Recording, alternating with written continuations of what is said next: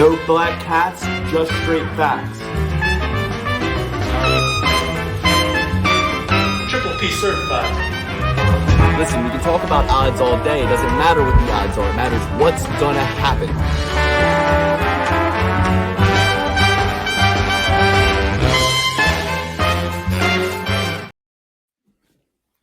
It's the Parlay Pursuit. Welcome back. Coming off the heels of Jailton Almeida versus Derek Lewis, UFC Sao Paulo.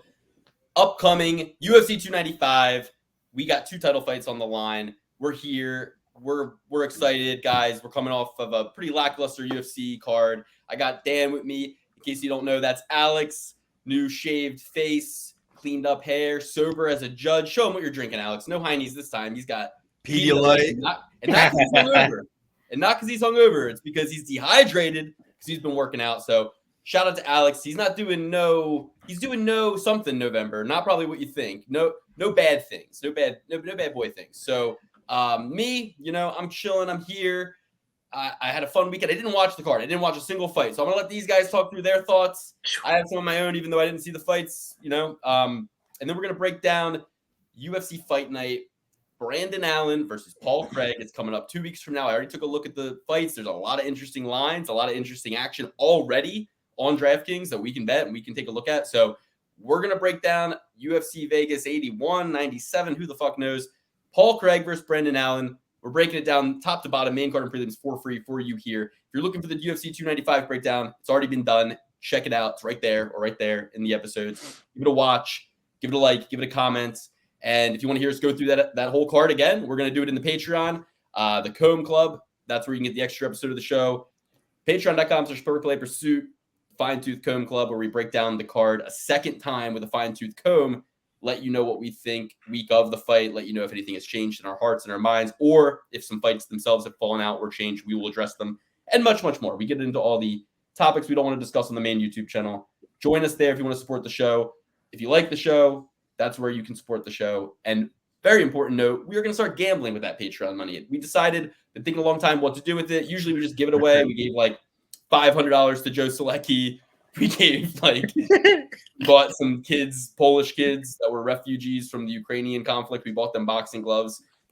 That was the best thing we did with the money. So you seeing those kids fighting, that was sick. So we did this with the money a couple times, used it to pay some administrative upkeep with the show, but we've really never made a formal plan for what even to do with the money in the Patreon and the Comb Club. So if you join the Comb Club this week, you will be contributing towards a new effort where we are going to attempt to win $100,000 by betting Triple P certified picks that are -175 or better, because our Triple P certified picks, and we'll get into all this as the show goes on, guys. Don't worry. If you're a little confused, if you're just tuning in, you're saying it's been 3 minutes, Luke hasn't shut up, his 2 co-hosts haven't said a word. Don't worry. It's only been 3 minutes. We got a long show ahead of us. We're going to break down a full UFC card. We're going to talk about last week's card.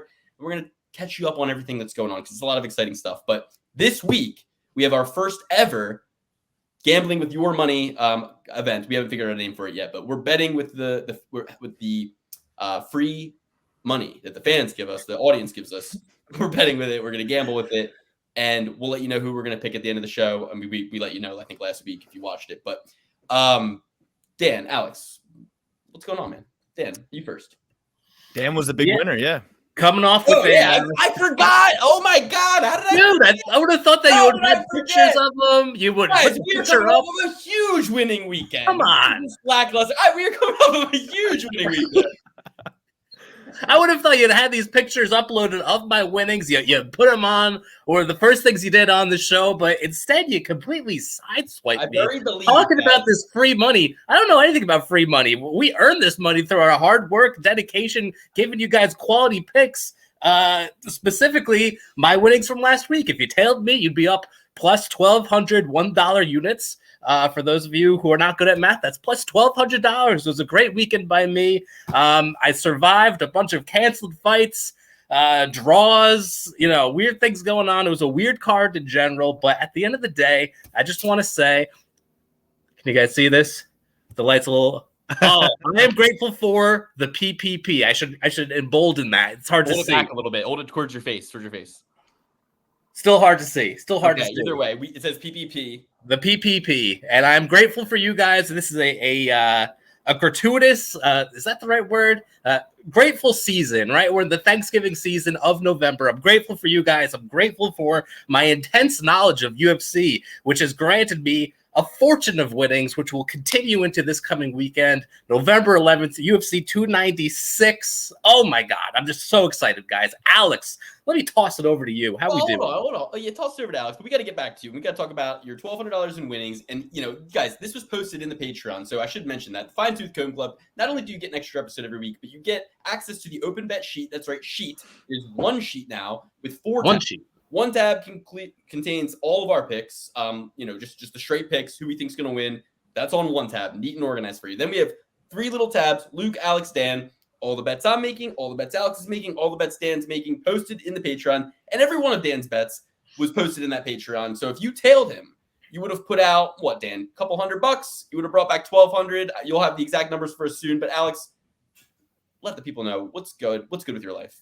I'm grateful. I'm grateful for all the hate in my heart that this past weekend has given me. I have so much hate in my heart from all of these fighters. I have at least 7 fighters that I think should be cut from the UFC, and most of them won their fight, which is... it's funny because there were only 8 fights that actually even took place. So I'm really eager to hear this because I agree there should be some cuts. I didn't see the fights, but I heard about it, and I'm mad. There should be some huge cuts.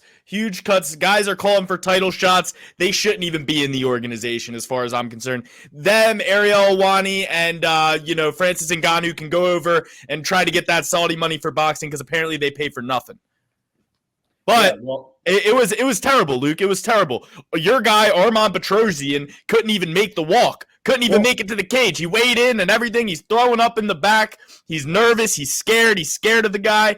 He can't even make it out there, Luke. Arman Petrosian's your boy. You do know he was poisoned, though, right? Like, the team officially put out a statement saying Arman Petrosian was poisoned. It's not a conspiracy. That's what they said. That's crazy. Can you blame him? He was poisoned. Well, no, that doesn't mean it's not a conspiracy. That means it was a big conspiracy. Someone conspired to poison him. Right.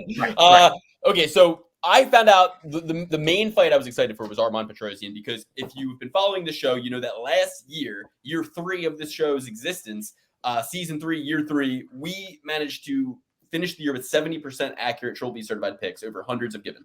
So 70% accurate implied probability is around minus 200 American style odds, right?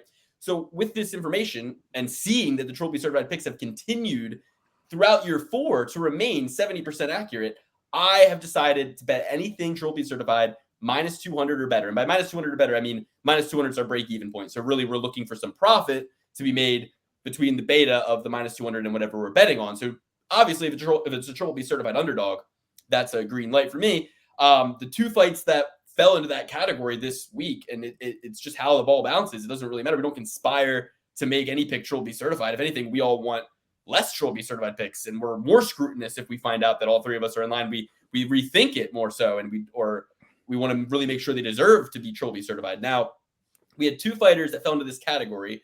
These weren't our only 2 Triple certified picks. All the Triple certified picks are as followed. They were Jailton Almeida, Gabriel Bonfim, Rodrigo Nascimento, Caio Borralho, Hanat Fakardinov, and Vitor Petrino.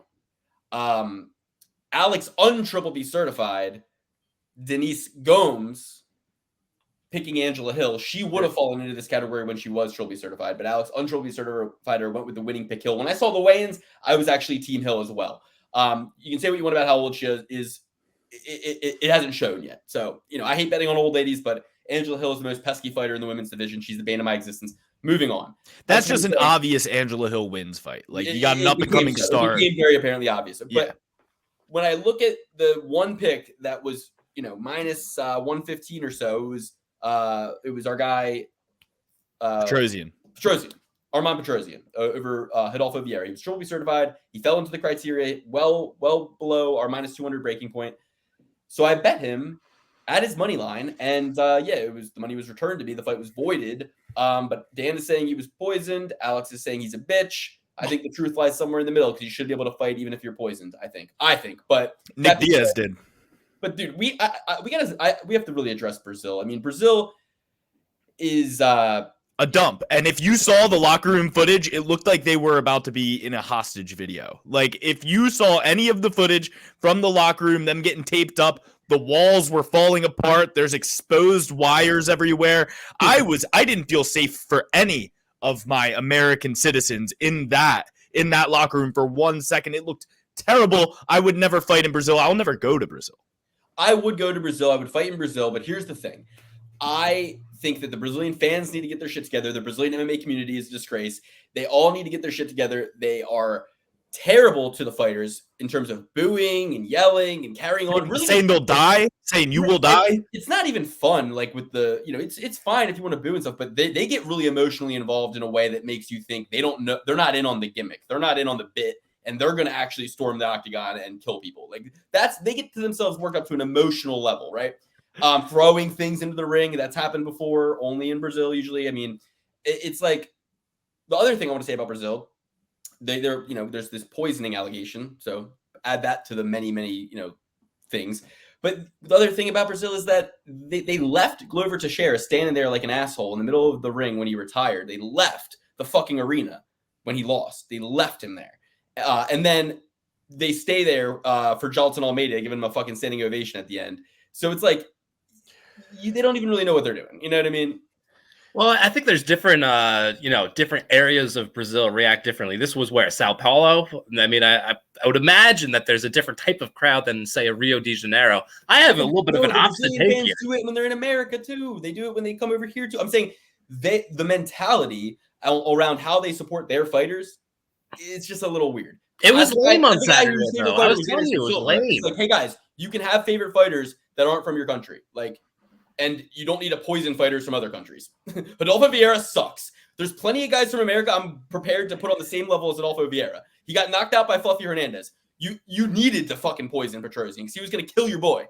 Lukey over here doesn't believe in nationalism. All right, I believe in nationalism, but just get it together. Like, do it when it's appropriate. Like, it's not for every single time. It just gets boring after a while. It's like, guys, some people from your country are assholes. Like, you can choose which ones you like. Yeah, it's just like Chael said. He's like, you guys cheer for Anderson Silva. He doesn't live in America. He doesn't live in Brazil. He lives in America. He lives in the Beverly Hills. He drives a Rolls Royce. He's not some Brazilian underdog star. He lives in America. He's now an American. Okay, that's how it works. But if I don't get a few things off my chest, I'm going to go nuts. No, the floor is well. Go ahead. Before we get into the negative, let's talk about the positive. Dan, I'm trying to pull your pictures up here. Can you just show people on your phone? I have one here that I can show. Oh yeah. It's hard for me to. Yeah, it's really hard for me to do this in a way that doesn't reveal. I'm not prepared for it, so it's hard for me to do it in a way that doesn't reveal other documents. If you know what I'm saying. I got you. Yeah, let me. I'll try to pull something up here. By the way, as I'm doing this, someone friend requested me on DraftKings. I didn't even know that was possible. The tail of my winnings must be spreading far and wide. Someone's requesting me on DraftKings. But regardless, let me pull up here's your open bet sheet. So, guys, this is what it looked like. I mean, it's pretty straightforward. The bet size is up here. This is the fights. This is the wager. This is the payout. So Dan's showing you, of the ones that won, this is what he bet. Very little. Yeah, so those large money to red money style bets, okay? Those spaces there were parlays there. Then I took them out when they lost. So what'd you say? I said there was blank spaces there. Yeah. So what I do is I move the losing ones to the bottom right here. When I'm active in it. Last week I was out. I didn't watch the fights, so I set 6 Excel windows under.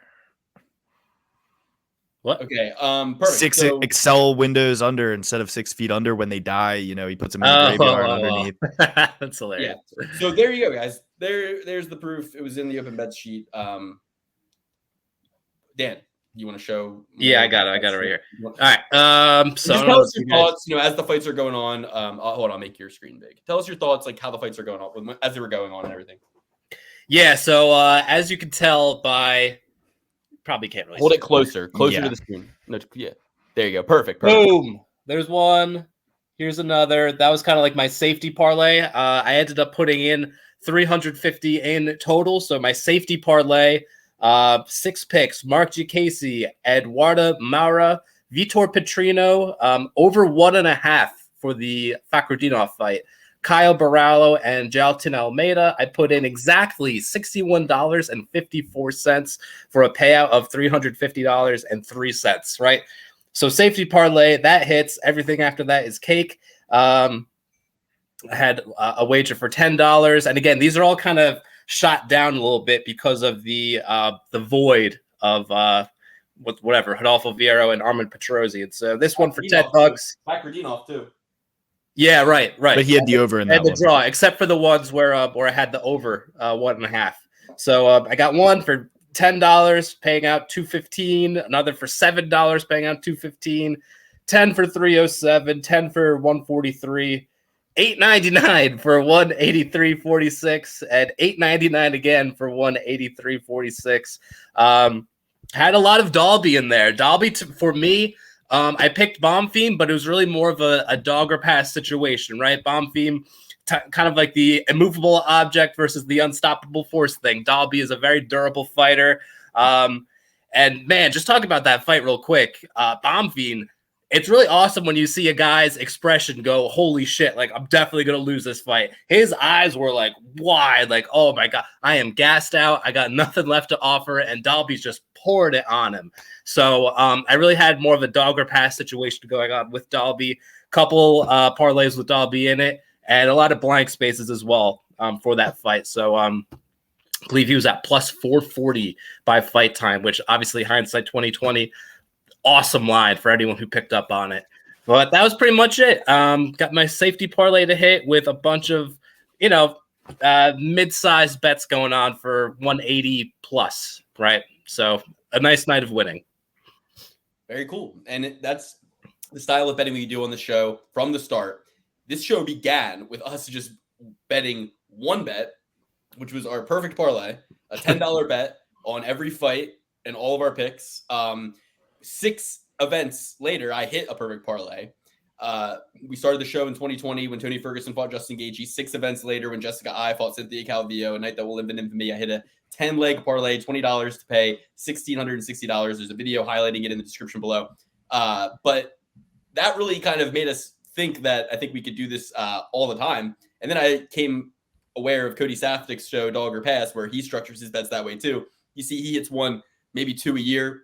And it's like, okay, so chasing these 12-leg parlays kind of became what we do every time. But then as we just became more knowledgeable about the sport and betting, and we started to make other bets, guys. And that's how the show grew and evolved. And now we are degenerate gamblers who just should probably stick to the $10 a week that we did when we first started the show. Hell no.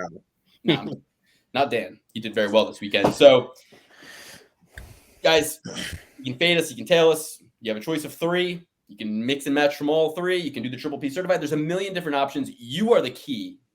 We are just, this is a academic room, right? We are all meeting here. This is a meeting of the minds. You're just as much a part of the Perfect Play pursuit as we are, right? You're like you're a vital part of the show. So whether you're in the Discord giving information like fights that get dropped or lines that have moved or things like that, this is a group gang effort, right? So we're all in this together. It's us versus the bookies. This is not Texas Hold'em. This is blackjack, okay?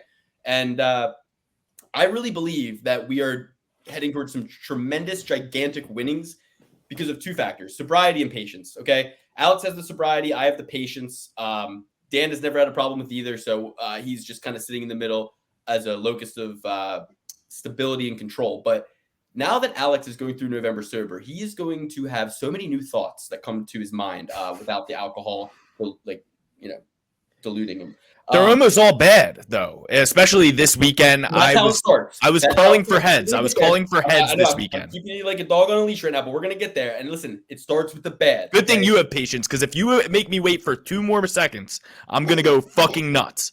Because I've got heads. Heads are going to roll from this event. Heads are going to roll. The rage can be your guide. The rage will be your guide. But for me, guys, it's about the patience. And if you look at compounded results, like starting with a $50 bet, for instance, and multiplying it to 100, and then to 200, and then to 400, to 800, to 16, to 32, to 64, to 12, 8, we're at over $20,000 fairly quickly. And we've all on this show made 8 correct decisions in a row or 9 correct decisions in a row.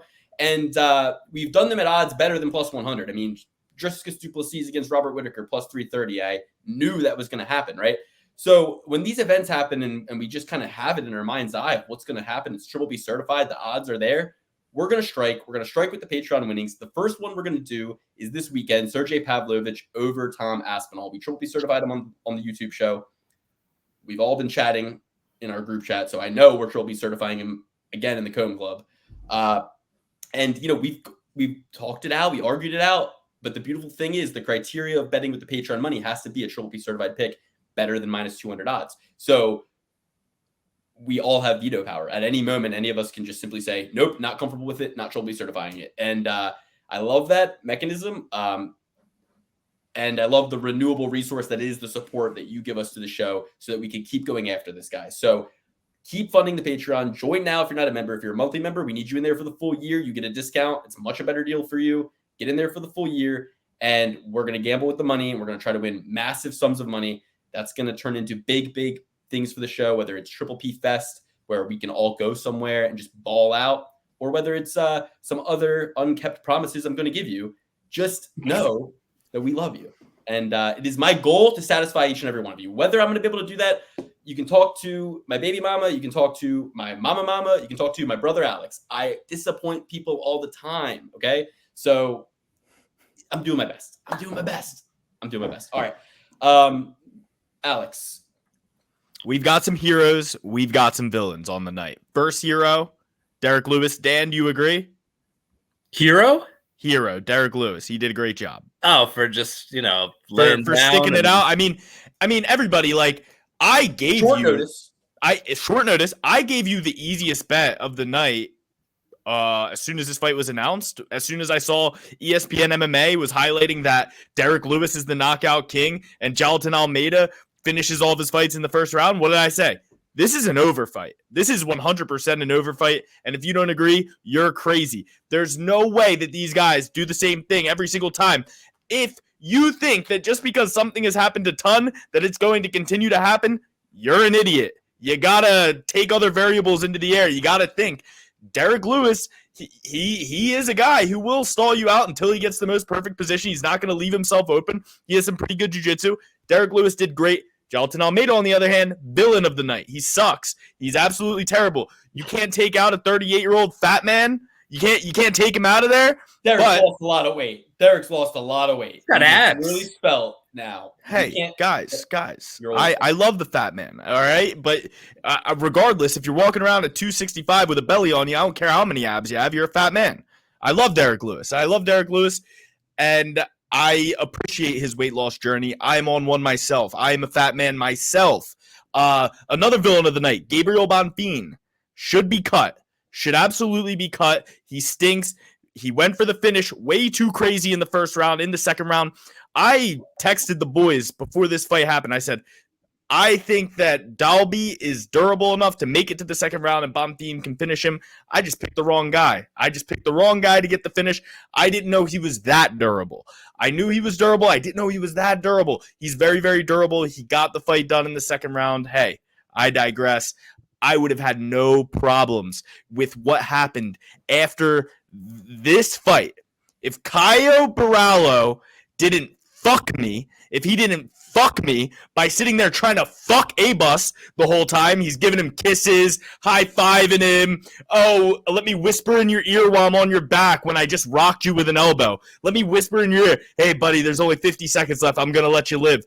That is the worst bullshit I've ever seen, and I wish I could say a lot more on this show, boys, because it was the most pathetic thing I've ever seen, and he needs a ticket out of the UFC, a one-way ticket, never coming back, never come back again. I don't give a fuck what you do. You're never coming back to the UFC. You're a nerd, whatever. Just because you got bullied as a kid doesn't mean you shouldn't put these guys away when you have the opportunity. Some people bet on you to win by finish, and if you would have won that, their parlays all would have been in great shape because I had the Bonfim fight go into round 2. I had the Derek Lewis fight go into round 2.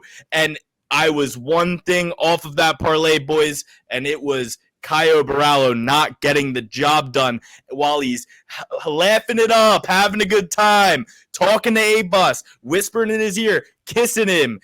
Dude, it was pathetic, the worst thing I've ever seen. Dan, what did you think about that one? I mean, I think that the blame should be on you for betting on Kyle Burrell by finish. Sorry. You don't always need to play. Are you doing this for the show? You don't always need to be devil's advocate, Dan. Like, if you've been watching, I think I do, and you're wrong. Listen, I was right. Obviously, I was obviously right. He didn't win by decision or by finish. So clearly, you need to. We're not talking about what the fuck happened, Dan. We're talking about what should have happened. He was sitting there high-fiving him after he punched him in the face. He was sitting there whispering in his ear while he was on his back. He was sitting there giving him kisses on the cheek from his back. It was the fucking lamest thing I've ever seen. Hold on. Let me just say you should know that he did watch the fight. As somebody who did, what did you say, Dan? I said you should know that he is apt to do that. How would we know that? It's the Ultimate Fighting Championship. Why would we? Because he's known as the jiu-jitsu nerd. He's known as the nerd. But that's not. But jiu-jitsu nerds still submit people when they're on their back. When they're on someone's back, they don't just try to not submit them and give him a kiss and rub him on the head and playing tummy sticks like a couple of. Listen, Dan. As somebody who didn't watch the fight, let me just say this. I'm speaking purely in the realm of philosophy and theory right now, and what I say is actually correct because of that exact reason. Because I'm not biased one way or the other. I don't care. I had Browler, but not by finish. I had him by finish, but not in all. I'm just in a couple, right? So, and none of my bets. Well, I mean, we'll get into that later. But what I'm trying to say is, speaking in the realm strictly of theory and philosophy, if Abis Magomedov, or one fighter, just call him Abis Magomedov for the sake of argument. If he is known, and I'm talking known, and if you want to know what I mean, go to my Instagram story. It might be down by now, but I'll repost this. This guy did this video breakdown of Abis Magomedov where it's like the worst cardio gassing in UFC history, right? And it was him putting it on Sean Strickland, being the hammer, being the bully, being the exhibitionist, and then absolutely wilting in round 2, looking at the clock, and essentially calling it quits himself, like taking a seat. And he was doing the same thing in this fight too. I understand that. So just knowing that he's capable of that, and that's something he's done. And then let's rewind the tape a little bit further. What if I told you that the fighter we call Abis Magomedov was given a fast track to not only a UFC main event, but a UFC title shot after sitting on his bum for 2 years? And listen, Abis, you might be at home with going, I was this, I was that, my visa, my knee, None of that matters to a guy like me, okay? So save it.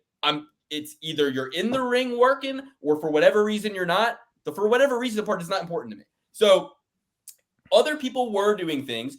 Like, for example, Abis, how you could make it right would be after 2 years coming back and being on the prelims and then working your way up the card and not being so demanding of money. Why is he getting money to be in a main event? What is his manager convinced the UFC that I can't in 2 seconds explain that it's a lie? For example, like what has been told to them in regards to his demand and popularity that warrants him getting paid main event money, being on a main event over others in the division who have been fighting over the last 2 years, right? So the very fact that they even had him in there against Sean Strickland is despicable, disgusting, dishonorable. It is charity, I'm assuming, because unless he's got some legion of fans in the country I've never heard of that will tune in and they really want that, scrape the corners of that market, and that's what they need from Abis, right? My point is, he, in my opinion, brings nothing to the table. Nobody knows who he is, and then he goes out there and shows something that is distasteful in our sport, which is the ability to be a hammer, not a nail, the ability to dish it out and not take it, right? These are colloquialisms, a word I can never seem to say from my cotton mouth. These are colloquialisms in American parlance, where we say, you can dish it out, but you can't take it. He's a good hammer. He's no nail. When the going gets tough, he gets going. These are things people say, but he actually did it, right? Like that fight was scheduled for 5 rounds. He couldn't even do 2, right? So you showed up unprepared to do the job you said you could do, and we're still compensated for, by the way. You were still paid for the job, right? But you actually didn't do your part, which is to show up ready to do the job. Whether it's the cardio, the injury, or the skills, right? It doesn't really. That's what I always. Everybody wants to say the reasons, right? Like Rafael Fiziev, they say, Rafael Fiziev his leg gave out. Yeah, his leg gave out. That's why he lost. He's done. Over. We don't need to waste time thinking about it or wondering what could have been. It's over. So, and everybody who says that Gamrot shouldn't have celebrated after that is fucking stupid. Gamrot fucking Dustin Poirier his leg too. He fucking hit him with that elbow check too, and he showed up, in fight shape and was fit to fight. Whereas Fiziev just to even be able to compete with a guy like Gamrot, he had to put his body through so much that it rendered him in that position on the night of the fight, which means he is worse than Gamrot. See what I'm saying? Like, that's the reality, guys. Sorry. Sometimes you go to the casino, right? And you only have, anyway, let's not even, we've deviated too many times. But what I'm trying to say is you're right, Alex, because of expectation. He came in as a heavy favorite, 3-1. He was dealing with an absolute quitter who was doing what he did in the previous fight, again, showing that he wanted a way out. And Barrio, for the same reason that I think Mr. What's his name? Jonathan Almeida and Caio Barrio, there's no secret what those two guys want to do in there. They want to get a submission. No secret. However, when you consider that corruption exists and you think about people getting in their ear and wanting to make the most bang on their buck in terms of an outcome, they're not going to say, yeah, just go in there and do the submission. You know why? Because those odds were minus 125 or plus fucking 150. They weren't plus whatever it was for Jonathan Almeida to go 5 rounds with a short notice Derek Lewis. They weren't whatever it was for Caio Barrio to go 3 rounds with a quitter in Abbas Magomedov. What you were, Alex, is a victim of corruption. I don't know who the perpetrator is, but you might as well just next time realize that when we go to Brazil, you got to consider that these guys got a hold of these fighters' relatives. They got them tied up in the back of a trunk somewhere, and they said, you're going to win by decision or this car is going to go off a cliff. That's probably what happened in my wildest fantasies and thoughts and dreams, and I have no proof of any of this whatsoever. Yeah, I mean, I hope somebody else got in there and it wasn't just Caio Barallo in a bus's ear, because that's far more sinister in my opinion. Oh, for sure. I mean, if hey, listen, if the Scarface of Brazil went up to Caio and said, here's a duffel bag by decision, I'm more, that's fine. I just wish I got the memo. Actually, I don't, because I don't want to get croused. But don't tell me. But that being said, have honor. Don't be a bitch. Get the fuck out of Brazil like Anderson Silva did, if that's what's happening over there, because that's not good for your career. You're losing fans. Alex is calling for you to be cut, Caio Barallo. I would guess you could be his favorite fighter if circumstances went a different way, because Alex loves Rubik's Cubes. He loves chess. He's a nerd himself. He was on the astrophysics team. He was on the mathlete. I mean, he's a nerd too. And I love that Caio Barallo said, I watched his interview beforehand, and he was a really cool guy. He's like, I like animes.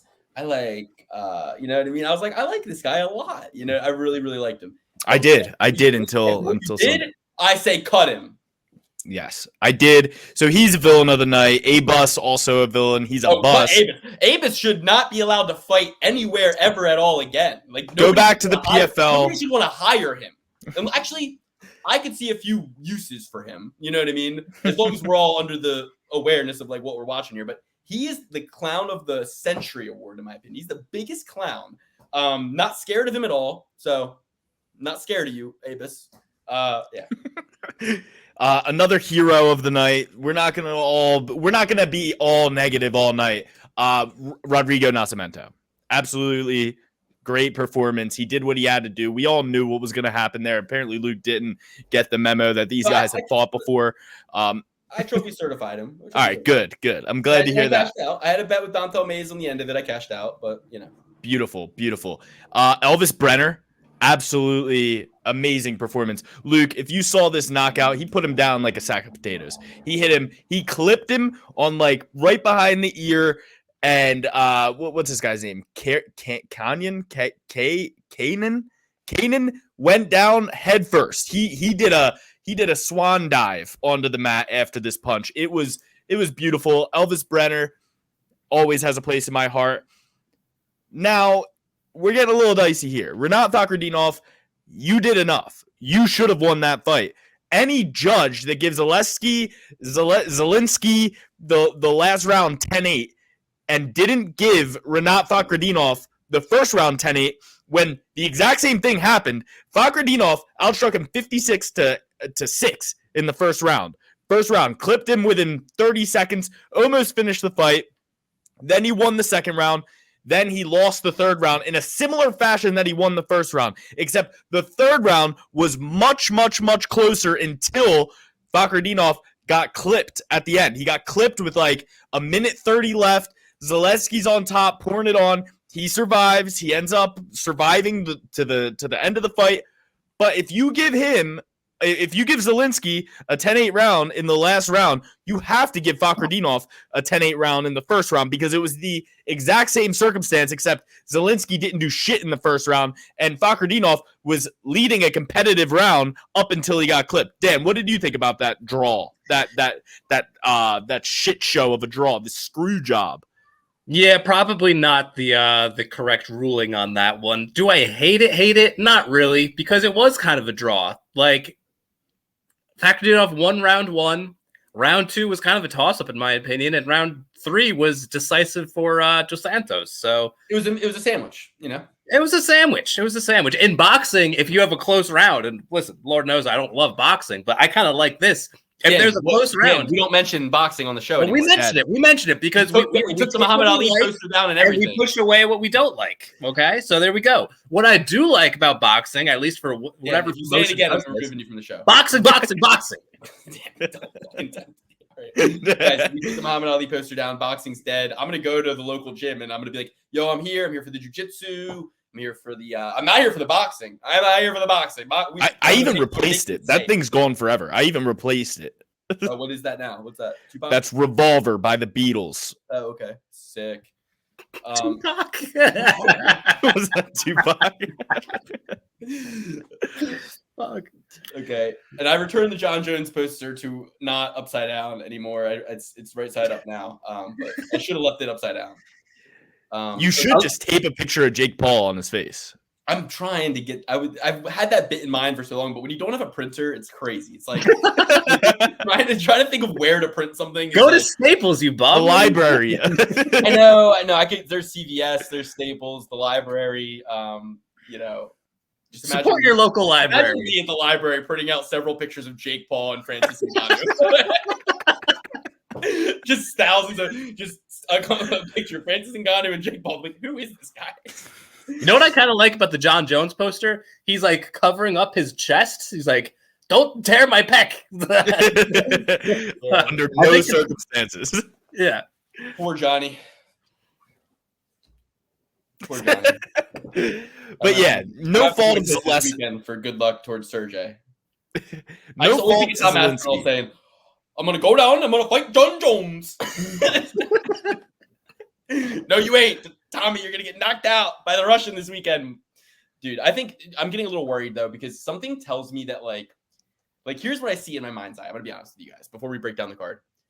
I kind of in my mind's eye see Sergey beating the shit out of Tom in the first round, the ref not stopping it, and then Sergey gassing like Brock Lesnar versus Shane Carwin, and Tom being like, he's all bloody and shit, and he's like still fighting, and he's like, and he's like hitting him, and Sergey's just doing this, right?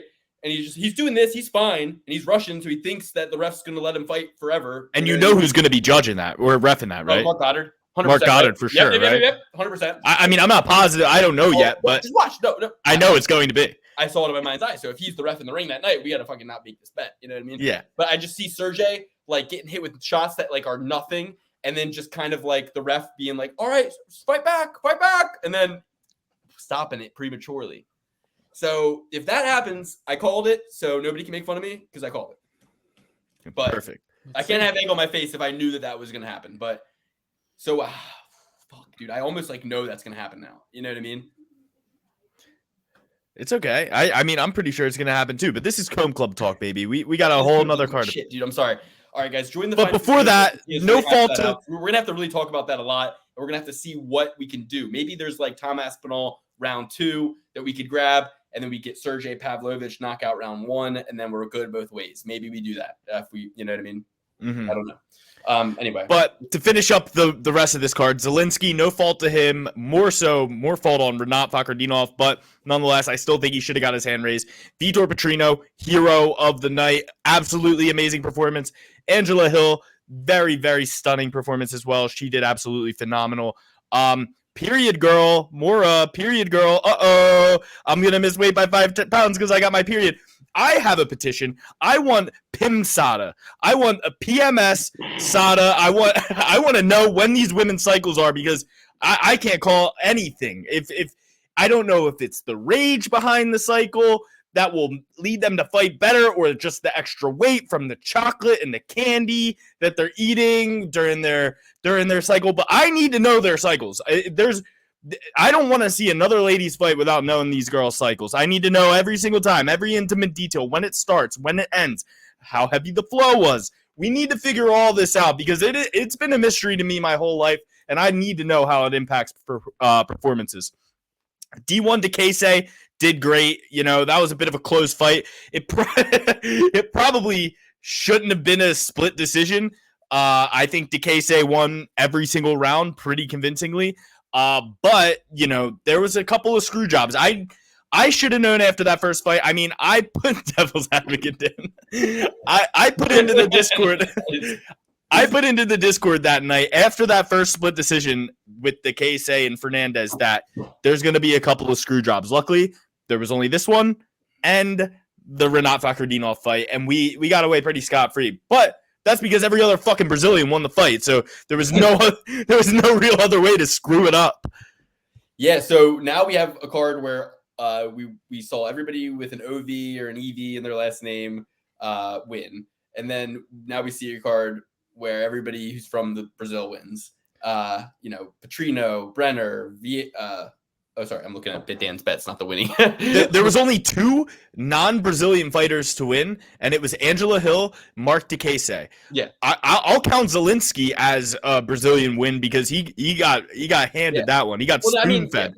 Yeah, I see what you're saying. Yeah, well, and Dalby just because he put the guy out. Yeah, Dalby had to knock him out to get that done. But there were only 1, 2, 3, 4, 5, 6, 7, 8, 9 fights. 8 of them that actually went to a decision.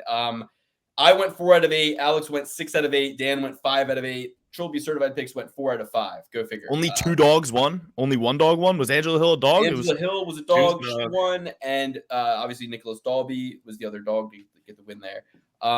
But Petrino, I think, was like minus 200 Triple B certified pick. So a break even Triple B certified pick. Definitely my most confident pick of the night. I told everybody beforehand that's my most confident pick. Bukowskis is the dumbest guy in the world. He does not know how to pick fights that he's going to win, and always ends up in a situation where it could happen 100 times out of 100 and he's going to lose. And this was one of those times. The UFC hates him. They treat him like dirt. They let him get knocked out 5 times, sent him out to get 3 wins in some regional promotion, brought him back in the worst possible case scenario against Tyson Pedro in New Zealand or Australia or some shit, still found a way to win. And then they give him Petrino in Brazil. So they're not in the Modestas Bukauskas business. You got to get that through your head, Modestas. They are not in the Bukaki business. They are only interested in seeing you be the victim. Okay? So get the fuck out of there, dude. Yeah, you got to go to Pride where you could be with a bunch of Bukaki Japanese businessmen going into a room. Okay. Well, if you want to hear us break down Yuri Prochazka, Alex Pereira, Sergey Pavlovich, Tom Aspinall, we're going to do it with a fine-tooth comb again in the Patreon. Join us there. For now, we have a pretty interesting card. I'll say that. It's not as I'm going to go on record and say UFC Sao Paulo, the 8-fight event, the 9-fight event that occurred on Saturday was the worst event in recent memory. It was the worst UFC ever, in my opinion, because they're all really good. I mean, there's not even ones that happen where I go, that was a bad one. So when I have one that I go, there was nothing really good about it, I'm like, besides the couple of little heroic victories Alex talked about, I'm ready to say that was the worst card ever. Between the fights that didn't happen, the decisions that did take place, the overall just... Well, get ready because Mara Bueno Silva versus... oh, shit. Oh, shit, dude. Versus Rocky Pennington. That's like a pay-per-view in Canada. Yeah, I'm pretty sure. Canada gets fucked every single time. We're going to put some... We do know that Sean Strickland and DDP is headlining that card, right? Oh, really? Oh, right. It was just announced. Yeah. What? Yeah. Oh. Also, Volkanovski Topuria the month after, and then the month after that is O'Malley and Cheeto in March, doing a St. Patrick's thing, I suppose. Amazing, yeah. Dude, like O'Malley. I get it. Like he's kind of Irish, but like they really he's from Montana. Yeah. They're just suckering people in, like O'Malley, Irish. He better do his hair Irish. He better do his hair red, ginger. I want him to look like Raggedy Ann. Dude, Dan, with that hat, you're falling right in line. I'm right in line, baby. Let's go. What? Notre Dame Law School. I said with that hat, Dan, you're right in line. I'm right in line. All right, Paul Allen versus Daniel Craig. We got UFC Fight Night. Allen versus Craig. Saturday. It's Paul Craig, not Daniel Craig. The fucking James Bond. Also not Paul Allen. I said both names wrong. You didn't catch it. Oh, Saturday, November 18th, 6 p.m. Eastern time. It's taking place in Las Vegas at the Apex 14-fight bout. Paul Craig taking on Brendan Allen. So here's the deal, man. Brendan Allen is dumbest guy ever, right? Paul Craig, smartest guy ever. Too smart for his own good. It's going to be an interesting fight to break down. But moreover, I'm interested in these prelims because I took a look at some of these prelims. Lucas Alexander versus Jekka Saragui. Rafael Estevam versus Charles Johnson. Chad Anheliiger versus Jose Johnson.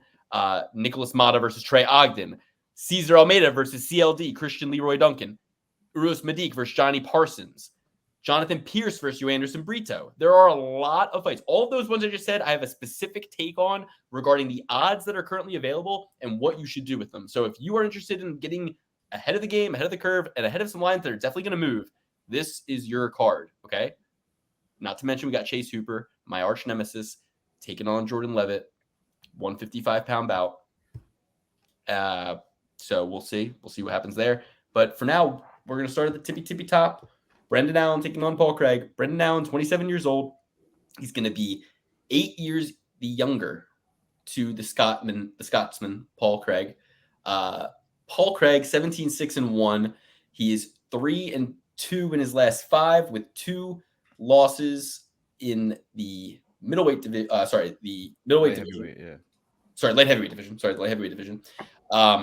And he just 2 months ago dropped down to the middleweight division, or what am I saying? Middleweight division, right? Yeah, yes. Middleweight division, yes. Thank you. Got down to the middleweight division, took on Andre Muniz, dominated him in the jiu-jitsu department and ground and pounded him. Basically made Andre Muniz's life's work look like a pile of excrement. He made it look like a pile of soiled rags. Everything Andre Muniz holds dear in his heart and is proud of in his life was shown to be nothing more than an illusion as a man from Scotland beat him at his own game. Well, I think he was already down and out on that one because he also had the same exact thing happen against Brendan Allen just a few months before that. Very astute point, Alex. Brendan Allen, a man from Louisiana who we said not very bright, took Andre Muniz out on the ground, submitted him. And again, nobody's putting Brendan Allen in Abu Dhabi. Nobody's giving him his coral belt, right? But Andre Muniz, he's out there bowing with the gi, and he's like, I love jiu-jitsu, and he wants to be Dame. He's got a picture of Damian Maia on his wall, and when you get taken out in the jiu-jitsu department by a couple of gringos, one from the States, 27 years old, he doesn't have any history with jiu-jitsu, man, and it's like, what are you doing there? Is the jiu-jitsu dojo you're a part of kind of like the karate schools of old where they're breaking boards? Like, what are you doing if it doesn't work? That's my only my only question when it comes. I was very high on Andre Muniz. I liked him a lot. Now I don't even know if I know who he is. I don't think he does either. This is harsh stuff, man. I feel bad saying it because it is deeply true. But just like what I said about Abbas Magomedov is deeply true, and I know that his manager will probably hate me for hearing that. But just put yourself in my shoes and imagine he's not under your contract and your managerial company. You think it was hilarious and true what I said. Everything I said about him, you think was hilarious and true. You would say it about other fighters. You love shitting on fighters and making fun of them too. So we'd be more friends than enemies, and you should thank me because I told him what he needs to hear and what you'd like to say in a perfect world, but probably can't because you got to maintain the relationship. So just let him listen to this video. The point gets across. I get to be the bad guy, and we can still be friends. Okay, so we got to maintain relationships in this industry, guys. So anytime we say something, we got to go back in and make sure that we're maintaining these relationships. Okay, so just keep that in mind. That's a good way to do it. I was hoping you'd get the joke. All right. In this episode, I don't. All right. So, what do you guys think about this fight? I have very powerful feelings on this one. Okay. I think that every time Brendan Allen has lost in an idiotic way, it was striking with Sean Strickland. It was striking with Chris Curtis when he had a route to victory on the ground. I don't think he's going to make that same mistake in this fight. I think that his grappling is something that I've kind of raved about since he's been in the UFC. You look at this guy's record, even before he was in the UFC, the guys he lost to, Anthony Fluffy Hernandez, Eric Anders, and Trevin Giles, all UFC caliber guys. The only 2 people since then, Chris Curtis, Sean Strickland from the same camp, love to swang and bang. Brendan Allen can get suckered into a slugfest, but I don't think that's going to be the case in this one. And if he does get suckered into a slugfest, I would have to lean his direction in favor of winning a slugfest against Paul Craig. I think he beats the shit out of Paul Craig on the feet. I think that although Paul Craig is coming from light heavyweight, I think that Brendan Allen will probably have the size advantage. He will probably have the muscle advantage. He will probably be the stronger, bigger man in the octagon that night. I'm going to roll with Brendan Allen here. I'm very confident in this pick. Like I said, the only way I can really see Brendan Allen losing is getting suckered into a slugfest with somebody who's better than him at striking. And that's not the case here with Paul Craig. Granted, he could just jump into Paul Craig's guard and get triangled like Jamal Hill, but he has way better jiu-jitsu and submission defense than Jamal Hill. He just submitted Andre Muniz, and he's been on quite a tear. Guys, since he lost to Chris Curtis, it's been 2 full years. Since he lost to Sean Strickland, it's been 3 full years. So a lot has changed. He's only 27 years old. 3 years ago, he was 24 years old. How dumb were you at 24 years old? He's going to mature. He's going to get better, and he's going to get smarter in the cage. And, he sees a route to the title right now. He knows that, maybe if I get another shot at Sean Strickland, I'll fight a smarter fight. I think he goes in there and he destroys Paul Craig. Dude, I second everything that you said. Easy pick, younger, longer, stronger, competent and skilled in everywhere that Paul Craig is, enough to avoid Paul Craig setting him up, but more dangerous in those areas than Paul in terms of the physicality. I don't see him ending up on his back like Andre Muniz. We know Andre Muniz has no heart at this point. Brendan Allen, only thing he's going to fuck up in this fight is the post-fight interview like he does every time. However, I know what he should say, which is just simply, hey, now we got this date for this Strickland versus DDP fight. I want the winner, or I want whoever says they're next, because I'm not sitting around, right? But last time he called out like DDP, and it's like, dude, that's obviously he just knocked out Robert Whittaker. You're not fighting Dricus Du Plessis, like get real, So he finds a way to fuck that up every time. He certainly will this time. But I'm hard on Brendan Allen, but I'm only hard on the ones that I truly hate or truly love. In Brendan's case, I truly love him. He's going to smash Paul Craig. The hard part about him getting to the title is he has to go through guys who are way better than him at striking, like a Robert Whittaker, like an Israel Adesanya at this point. So he could get suckered into this slugfest again. I'm just hoping he's more mature. It's not like he's not Bo Nickel. So let's be real about it. He's not Bo Nickel. He's not Hamzat. He's not Shavkat. He's not Bo Nickel. Not. So it's like, that's the reality, is that he has a lot. He needs to be like a 33-year-old champion, not a 27-year-old champion. He's not. He's going to peter out like Darren Till unless he just puts his ass in a Joe Solecki kind of mentality, in a workhorse mentality, in a I still have a lot to learn mentality. That's not where he thinks he's ready now. It's his time. Blah blah blah. I'm all in. No. You do not have the specialty in the grappling department to beat guys who, like Bo Nickel, who, to be honest, will probably knock your ass out without even having to take you down. You know what I mean? So it's like, are they even? Yeah. So it's like, I don't know. You get what I'm saying. Mm-hmm. Dan? Yeah. I have a strong view of this fight, and that is that I don't have a strong view of this fight. This is dog or pass as any I've ever seen. Both these guys are ridiculously unpredictable. Brendan Allen and Paul Craig. Yeah, on paper, I see what you're saying. Brendan Allen, good at jiu-jitsu, not going to get submitted by Paul Craig. Brendan Allen, better striker than Paul Craig. Therefore, Brendan Allen wins. But this is just one of those things, especially now with a 5-round fight. Who knows what could happen here? I could definitely see Allen being found in a bad position that Paul Craig takes advantage of. The line is crazy for me. I would never take Brendan Allen in like a top 10, top 15 area at a 2-to-1 odds. Man, I really want to avoid this fight at all costs. It will probably be a no bet. Maybe if I win on the co-main event, a parlay, maybe I'll sprinkle some on. Now you got me thinking Paul Craig at plus 225. I believe he's at now. I see what you guys are saying. Again, with the striking and grappling thing, it all makes sense to me, but I just feel like this fight is going to not make sense. I know it's crazy, but give me Paul Craig here. He's so wild and crazy on the feet when it is a striking match. He's just a mad Scottish grunt, just goes out there and throws everything he's got into it. I could see even a knockout, so there's a lot on the table on this fight, a lot of possibilities. So I'll take the guy who's really good in those spots, to be honest, with Paul Craig. And, if you're going to get plus 225, plus 250, probably by the time the fight starts, all the more better. So. Okay. Yeah. I'm going to disagree, but all good. I understand your skepticism. Jake Matthews versus Michael Moraes. We got the Ecuadorian fighting out of Tijuana, Mexico, 24-year-old Michael Moraes. He has put together a great string of wins coming off the Contender Series. He is 15-0, spotless, knocked out Trevin Giles, knocked out Adam Fugit, beat Max Griffin 3 months ago by decision.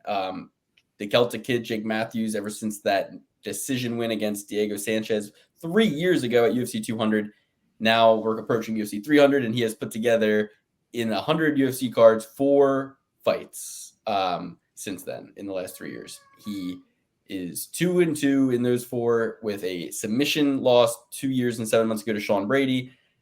Knocked out Andre Fiallo, lost by decision to Matt Semmelsberger in a really good fight, and then submitted Darius Flowers 2 months ago. So if you take a look at some of his recent activity, he's managed to put together 3 fights in the last year and 4 months, even though he had a long layoff. I think that Jake Matthews is certainly hitting his stride and motivated. He's definitely, getting active now, having just been in there 2 months ago. But something just tells me that Michael Moraes is going to win.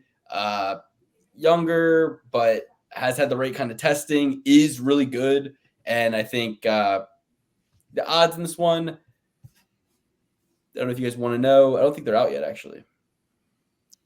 Yeah, they are. Jake Matthews, plus 210 underdog. See, it's a sucker bet to take Michael Moraes here. It really is.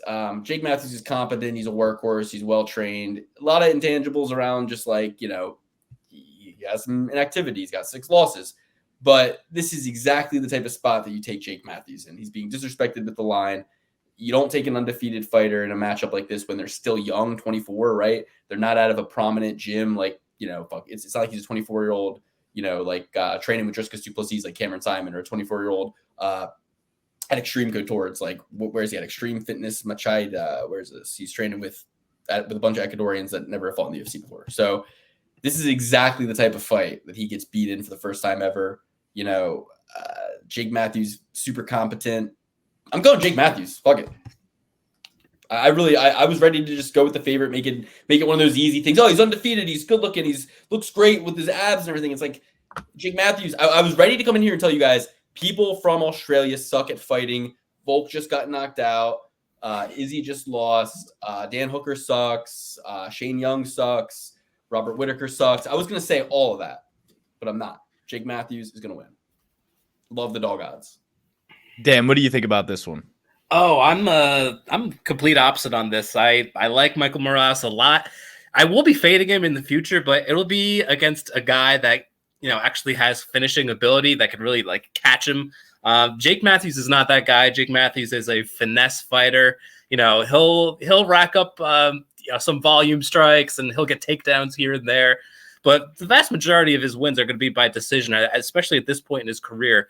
So, well, not true, actually. Well, not true. What do you mean? Well, he has 7 finishes in the UFC, and he only has 5 decisions in the UFC. Yeah, but that's not correct. That's not correct. By your logic about Caio Borralho, you fucking idiot. He should be getting a finish here, right? Caio Borralho has way more decisions than finishes. So no, you are correct on that one. But I was just, I just am still fired up. I'm sorry. Go on. I know you're fired up, Alex. Well, whatever. We could deep dive that later on. I still really do believe that Jake Matthews is not a finisher. I'm pretty sure all those finishes were, not guys at Michael Moraes' level. Let's just say that Moraes is going to be the better wrestler. Okay. He's actually really powerful, really athletic, gets in on good takedowns. He's got good striking. I think he gasses out a little bit, but I would expect that he's been able to sort of manage that a little bit better at this point in his career. So, maybe in the future, someone can capitalize on that. Again, someone with a little bit more power than Jake Matthews, but Jake Matthews is not the guy. I'm going with Michael Moraes here. Yeah, I think I'm gonna roll with Dan on this one. As appetizing as that line looks with Jake Matthews, I think Jake Matthews is a competent fighter. I think he's well-rounded, good in almost every area. I think that the ground game is probably his best path to victory. Michael Morales, a little untested on the ground. Most of his finishes come by knockout. I mean, we haven't really seen much out of him. He hasn't really fought that high level of competition. The only fighters he's fought in the UFC are Trevin Giles and Max Griffin. And I know I just gave Allen kudos, but he fought Trevin Giles in his third fight. And Max Payne, as much as I love the guy, I just don't think that was the best competition in the world. I'm gonna roll with Michael Morales, but it's with a heavy heart, and it's with like very, very, very, very low bet volume on this, especially with the line. I don't trust it as much as the line is trusting Michael Morales. I think Luke has some really fair points about how, this is a sucker bet. It's a undefeated, handsome guy coming out of Latin America, coming up here to fight pasty old Jake Matthews. The workhorse who wins by decision. Like you said, Dan, he doesn't have the knockout power. He doesn't need to have the knockout power if he's going to be able to take him down, if he's going to be able to be competent on the feet. Think about that fight with Matt Semmelsberger. That was a fucking dog fight. And he was good in it, a lot of different moments in. Can this undefeated guy survive a dog fight? That's what it's going to be. Jake Matthews is definitely the higher level of competition throughout his UFC career. It makes me very uncomfortable. It makes me uncomfortable as well to take Michael. But I think this is just like a kind of like a changing of the guard situation. We all had high hopes for Jake Matthews when he first came into the UFC. I think he came into the UFC like 2014, 2015, 2013. No, he was on the Ultimate Fighter in 2014. So, coming into the UFC, very, very high hopes for Jake Matthews. That's now 9 years ago. He's 29. He came in as a young kid, green as they can be, wet behind the ears. And he has matured very well, but even his recent competition hasn't been all that good, except for Semmelsberger, Sean Brady, and Fiallo, who just got cut. So I'm going to roll with Michael Morales, but I'm really not going to have too much action on it. He also took Diego Sanchez to a decision in 2020. Diego Sanchez has the heart. That was 2020. I mean, Diego Sanchez has the heart of a warrior. Diego Sanchez was cooked in 2020. He was cooked in 2017. Diego's Perez ass. I'll tell you. I'll tell you what, Dan. If you were to give me either Chase Hooper or Diego Sanchez, I would choose Chase Hooper every single day of the week, and I would be afraid of Diego Sanchez. I would not want to fight Diego Sanchez. Out of like all the people, 15 guys I'd rather fight that are in the UFC today than Diego Sanchez. Exactly. Ryan Hall, Chase Hooper, Steve, the guy that Wonderboy brought in. What's the guy? The guy that Wonderboy brought in. Steve Peterson? No. His name's not Steve. He's Woody Wilson. No, not Woody. What's his name? Weston Wilson? Weston Wilson. He was under Stephen Thompson? Yeah, I think so, yeah. Yeah, but there's a lot of people in the UFC who I agree I would rather fight than Diego Sanchez. Diego Sanchez is a nightmare, no pun intended. Like that's a rough day for anybody. Herbert Burns. I'd rather sit Diego Sanchez down and talk about what's on his mind because his Instagram is absolutely one of the most entertaining. Yeah. Smart guy. Very smart guy. So what are we getting at here? You guys are the favorite. I really kind of like if it stays as the co-main event, I like the idea of trusting my initial instinct and just like hedging out on Matthews if he's going to be this line. But I don't know that this fight stays in this position or it probably will stay in this position. But I don't know that the line's going to stay. Like you said, Alex, not a lot of money on it right now. I think people will move the line towards more of a pick 'em by the time the fight comes. Every smart mark in the cheap seats is going to come out and tell you that Jake Matthews is undervalued and overlooked, and he's 4 years older, so he's gonna have more experience, and he's been there, done that. Whereas this kid has never tasted defeat before, and then it's gonna move the line when all of their audiences come out finally and do their videos. By the way, everybody who says, somebody commented the last video, 2 hours plus and no timestamps is torture or something like that. It's like, first of all, no one, and I mean no one, is asking you to watch the video. Okay. Second of all, timestamps come the next day. We do the show Monday. Okay, all the other shows do it Wednesday, Thursday. We did a show Monday night. We finished, it's like 10 o'clock at night. We just did 3 hours. I got to upload. I got to do the thumbnail. I got to do the descriptions. I got to do the tags. And then I go to bed next day. I upload the timestamps. It's a process, okay? I upload the timestamps, and no one is video hot off the press. But but you do it the next day. I was kind of covering for you, dude. I was kind of covering for you. No. I want all the smoke. I want all the smoke. Do them tonight. You guys are fucking losers. You guys are losers. Watch the whole show or don't watch it. I don't give a fuck. That's how I feel. I might never put a timestamp again. Could you imagine the begging mentality of like, the show just arrives, right? You can wait one day if you really want the timestamps, but it's like, no, I need it right now, hot off the presses. I need the show. I need to be able to click through at my leisure. And it's like, and we're doing this for free, paying money to do this, and giving you our expert analysis over, like, my first UFC pay-per-view was St. Pierre versus Sarah. What was yours, guy in the comments? You know who has never asked for a timestamp? You know who's never asked for a timestamp? Our paying customers on the fucking Patreon. Yeah. Not a single time. Yeah. So we really serve them. Like, if you're talking to us and you aren't in the Cone Club, why would we give you anything? You're not a paying customer. You understand? So once you're a paying customer, you can say whatever you want. I mean, your advice will be taken, or not. It's not that much money, so I don't really care if even if you pay me and then you tell me to do something, I still might not do it. Like, there's no promises. Luke, I think you're delaying because you don't want to break down this next fight with Chase Hooper, because I think you're a little bit afraid of the guy. I think that's why you're delaying going into this next fight. Everything I worked for or didn't work for. He has, I have a dream too, Chase, and my dream is to put knuckles on you, Chase. That's my dream in the unified rules, under the unified rules in the octagon. Chase Hooper, he's 6'1". He's a weight bully. He cuts all the way down to lightweight. He's 6'1". I mean, that's why I want to put knuckles on him in the unified rules, because I wouldn't even need to cut weight. I'd show up 150 and I would still double leg him, and he would never submit me in a million years.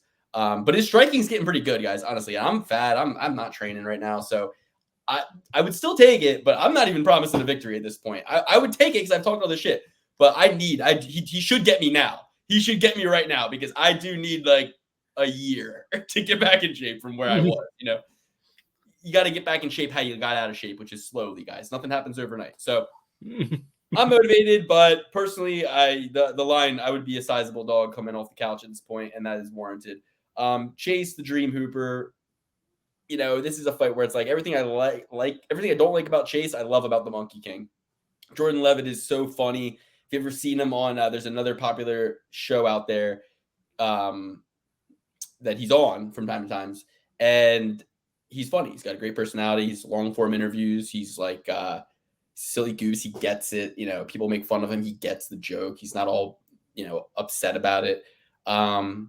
He rolls with the punches, and he's got 2 losses in the UFC. Claudio Puelles, who is an absolute bum, flopping on the floor against Dan Hooker, complete bum, a child in there, and he got submitted by Paddy the Baddy, which not a good look either, really, in hindsight.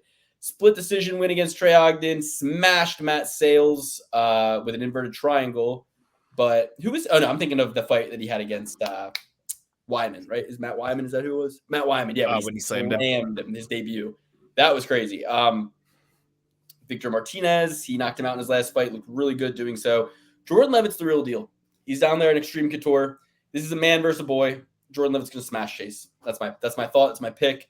Dan, I should let you go first, but yeah, this is going to be lined at Jordan Leavitt's a sizable dog, 2-1 on DraftKings, plus 200 right now on DraftKings. What? Minus 245. Yeah, I first of all, I didn't realize that Chase's nickname was Chase the Dream Hooper. It used to be the Teenage Dream. No. Okay, so maybe it was No, it was not. Yeah, it was when he was a teenager fighting. He should have just kept it, even when he's in his 20s. That's fucking illegal.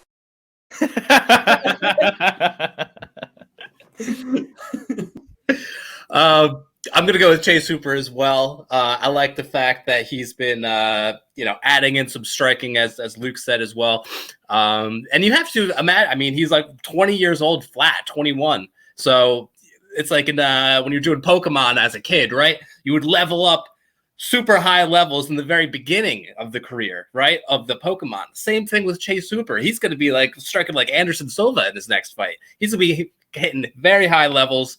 Whereas Jordan Leavitt, I think, is plateauing here. And again, it's very similar to the Brendan Allen, Paul Craig type deal. Both are really good with jiu-jitsu, but one's a little bit better at striking. I think that's Chase Hooper.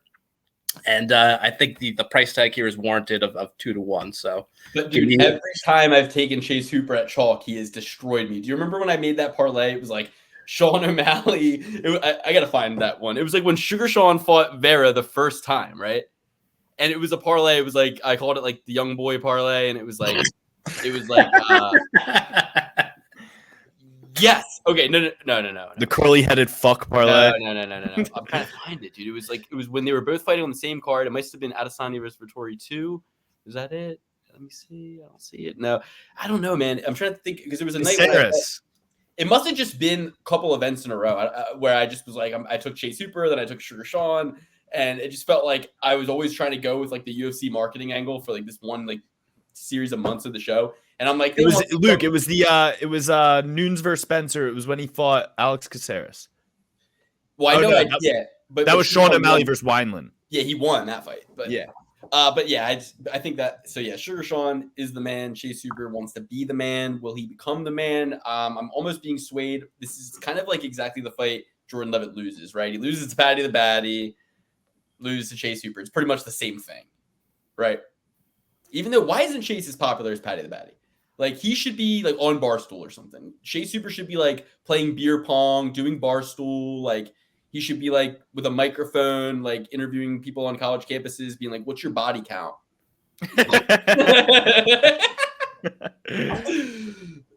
Oh, make Chase Hooper more famous, please, everybody. I don't know what to do. I'm going to stick with Jordan Leavitt, I guess. I don't want to. Yeah, this is a stupid. I'm not taking Chase Hooper at those odds, but he's going to come in looking like, dude, here's going to be the narrative, right? The weigh-ins are going to happen, and they're going to be like, whoa, Chase Hooper glow up. The whole narrative is like, Chase Hooper looks like he has been training with Gordon Ryan, LOL. You know what I mean? Like, that's going to be the whole memes. It's going to be how Chase Hooper is brawlic. I can already tell. Like, he's gonna give me. It's Chase Hooper. It's not Chase Hooper. No, it's Eric Nixick. It's Eric Nixick and the Monkey King. It's the Monkey King. Yeah, Eric Nixick, Coach of the Year. He's got a great team behind him. Both of these guys, TikTok guy, social media guy. Both these guys, they like doing silly little dances. They both have Pokemon cards. They both watch anime. They both play Fortnite. They both dance. They're both weirdos. You know, this is one fight where I would never bet a decision on or a finish on. You know, these are two guys that I don't know my ass from my elbow in this situation. I almost don't even want this fight to happen. I hate this fight. It feels dirty and weird and like nasty. It feels sick. It feels like a sick fight. But I'm going to love it. I'm going to love it when Jordan Leavitt absolutely destroys Chase Hooper. And Chase Hooper, you know, Dan, you said he has much improved striking. His head just takes a lot more punches than it used to. I think that's all it is. He eats a lot more punches.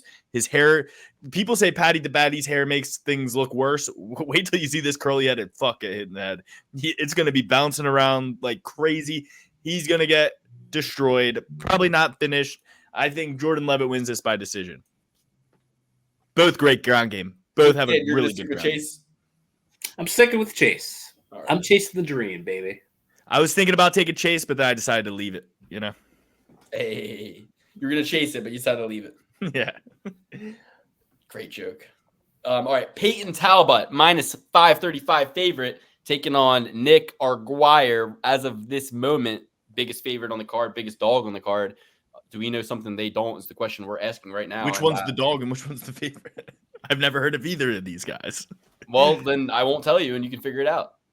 I'll tell you at the end, but I want to get your take first. That's good to not know. Nick Aguirre coming off a loss to Dan Argueta 8 months ago in his UFC debut. And this kid, Peyton Talbott, coming in hot off the Contender Series against Reyes Cortez a month ago. And he's 5'10", but he's going to have 4-inch reach disadvantage if they measured correctly against Nick Aguirre, who is going to be an inch shorter but have a 4-inch reach advantage. This fight's taking place at bantamweight. Nick's last fight was 145, so interested to see what that looks like. Perhaps if I look a little closer at the matchup with Dan Argueda, perhaps that was a short notice fight. Let's check this out. This is the stuff we got to look for, guys. I mean, I should have already had this ready for you. I'm sorry about that, but this is the stuff you have to look for. You know, when you want to say, oh yeah, Dan Argueda was originally supposed to fight Isaac Dolgarian that night, and this guy filled in. So that must have been why the fight was at 145. Also explains the decision loss, makes it a little bit less, softens it a little bit. So we got a guy who's making his debut versus a guy who took a short notice fight, lost, fought valiantly, and ends up going down to his natural weight class in his next opportunity. What do you guys think? Well, what do you think about the Native American spirit? Do you believe in the Native American spirit? Because this guy, he's a what is it called? Now I might butcher this, a Choctaw. What do you think about that, Dan? You got any information on the Choctaws? Do you got any secret rituals that they might be doing? Is that one of the 5 civilized tribes as they were known back in the day? I'm not sure. I think they're all civilized. I'll tell you before you get yourselves into trouble that we have to apologize to some tribe for. The Choctaw were fierce warriors, excellent farmers, and skilled traders. They are now 2 federally recognized Choctaw tribes. And the nation of Oklahoma. The Choctaw Nation of Oklahoma was formed by 13,000 Choctaw people who were removed from their homeland during the Trail of Tears between 1831 and 1838. So that's your early Choctaw history for you from Google. By the way, they are one of the 5 civilized tribes. I just looked it up. So there you go. Yep. These questions people also ask. You don't want to know. Jeez. Okay, the Choctaws were not so good, everybody. Based on some other stuff I'm seeing, but I don't know. You don't know. This is from the University of Chicago.edu. So I don't know. They're saying some bad things about the Choctaw. Yo, Choctaw, you better check the U of Chicago if you guys got any. If you guys, they're putting out some bad PR. Is all I'm saying. Move on. Trying to do it the right way. I was trying to just give some basic Wikipedia facts, and here's where we are. So, yeah. Well, say something. I'm the one who knows who's the favorite. So, I mean, what should I say? No. I'm taking Peyton Talbott. Shout out to all the Talbot County listeners from Maryland. Peyton Talbott going to show out for you guys here. Nick Aguirre, I remember his one UFC debut, did not impress whatsoever. I think this is an easy setup job by the UFC. Clearly, they see something in this Talbot kid. He is pretty much all finishes except for one, which was his last fight. Probably seeing a finish coming towards your way in this one, although I wouldn't bet it. I'd probably stay away from it in general. But as far as the perfect parlay is concerned, I'm going with Peyton Talbot. I'm fading Peyton Talbot. It's dog or pass for me. Obviously, it's a steep number there, but I'm going to go with him only on the perfect parlay, only on like a single bet, but not anything, across the board. Not a lot to find out about this fight. 2 youngsters, pretty shallow records. We're going to learn more. We're going to take a lot in on this fight, but the line is crazy. We don't know enough about either of these two for the line to be where it is. If you make the type of bets I'm talking about making, plus 400 on Nick Aguirre, coming down to his natural weight class, not making his debut. We know debutants lose at a rate of 2 out of 3 times. So I'm going to go with the 4-1 because we don't know shit about either of them. And at least, one guy's been here before. Because we see it time and time again. Guys come out, they get all finishes, they gas out in the first round, and they end up losing a decision or worse. So, you want to take Bonfim number 2 and Peyton Talbot over here? Go ahead, but I'm taking Nick Aguirre. I'll take Talbot. I just did a little bit of a deep dive. He went to states for wrestling in high school. So I think that he might be well-rounded. I'm not sure. I'm not sure, but I'll go with Talbot. I'll take the chalk. I'll take the bait and hope he wins. Huh? What state? I think Virginia, which is a top 50 state in wrestling. I'm sticking with my gut. All right. Next, we got what do we got? Amanda Ribas versus Luana Pinheiro. This is a cutie fight, boys. Amanda Ribas is coming out, and I think she's going to win, to be honest. She's too professional. You know, the question is, does she stink or is she good, right? Sometimes she looks good, sometimes she looks like she stinks. I think when I first looked at this fight, I was like, fade Amanda Ribas all day. The more I kind of thought about it, though, I was like, she's very professional. What do you guys think, though? I mean, I could be talked into it either way. I'm trying to pull it up for the love of God. I don't know because everybody knows how much. Okay, hold on. Let me say this. Waterson Gomez got absolutely mauled, battered, and destroyed in her last fight. This girl took her to a split decision that was 6 months ago, okay? We know Waterson is out the door. That fight was also at 115. Now this fight is going to be at 115 as well, but Amanda Ribas, her last fight was at 125. Yeah, she got knocked out by Macy Barber, but, you know, new weight class coming down. I think Amanda Ribas is super chinny. You know, she got knocked out by Marina Rodriguez. She got knocked out by Macy Barber. She gets chinned up and half concussed in every single one of her fights. You know, she's a Brazilian girl, but loves to just think she's, you know, she's the worst striker in the women's division. She's the worst striker I've ever seen. But I'm betting her. I'm taking her. She does a lot of like Eddie Gordo from Tekken type movement. Like, yeah, and it's win loss. She just lost. She's gonna win. That's her style. You know what I mean? Or she loses this one, she's out. I can't see her take any more damage. If she's not gonna be a contender, if she's not gonna make a run for a belt, then you got to get out of here because you're taking too much damage. It's too much damage for, you know, if this is for a championship, fine, but we're not here to have fun and take damage like that. Yeah.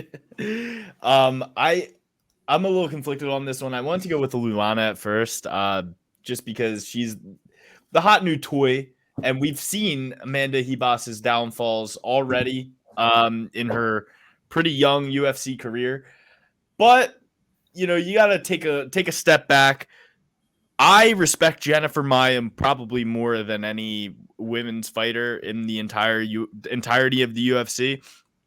And Amanda Ribas beat the woman who beat Jennifer Maia in Jennifer Maia's last fight.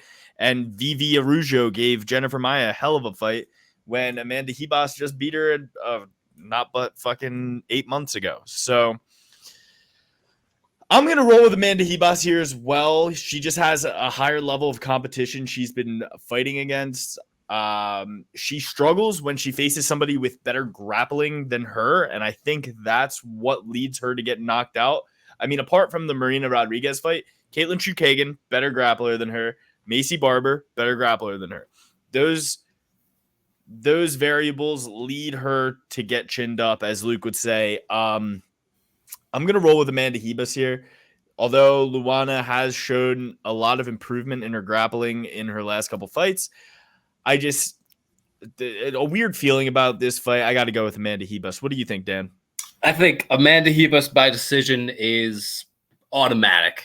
Automatic. Yeah. I'm not a big believer in Luana here. I think Ribas. I like what you're saying with the angle of the grappler issue here. Ribas puts up a lot of volume. She may not be the cleanest, most technical striker in the world, but you can guarantee that, you know, there's going to be strikes and kicks being thrown. There's going to be a lot of movement, a lot of sounds going on out there, and it's going to be swaying the judges mightily, let me tell you. So Amanda Ribas by decision, automatic. Perfect. Next up, we got Uros Medic versus Johnny Parsons, and the Slugger did not disappoint in his last matchup, and neither did the Medic. Dan, what do you think about this one? Yeah, this is one where I'm going to take a stab on a big old doggy here with Johnny Parsons at plus 205 as of today, as of this recording. Uros Medic, probably a way better striker than Parsons as far as, you know, how clean he is, how crisp his striking is. But from what I've seen, he puts his chin out there. He's able to get hit. And Johnny Parsons is super durable, and he's going to walk forward, and he's going to be throwing big old hams at you. And if he connects, you're going to sleep. And I feel like that's what's going to be happening here. Johnny Parsons by knockout. Round 2 is what I'm thinking. I'm not going to go that specific with it, but I'm liking the Johnny Parsons line at plus 205 here. Again, Medic, better striker, but leaves himself vulnerable, and Parsons will take advantage. Another big dog that Danny and I are both aligned on. Wait, you took Leavitt, right? No, you took Cooper. Never mind. I took Cooper. Not crazy about it, but I took Cooper. Okay, yeah. So I'm also going to go with the slugger knot here. I agree with Dan. Euros Medic, he got tagged quite a few times in that Semmelsberger fight. I feel like if that fight went the distance, Semmelsberger might have walked away with his hand raised, but he got finished in the third round and in spectacular fashion by Medic. But Johnny Parsons, dude, you can't take those nuclear missiles that he's sending at you. He is an absolute madman, and he throws with the worst possible intentions. He is not like a Caio Barallo. He is not going to give you a kiss on the cheek during the fight. He is not going to give you a high five. He is going to keep throwing until you are face down in a pool of your own blood.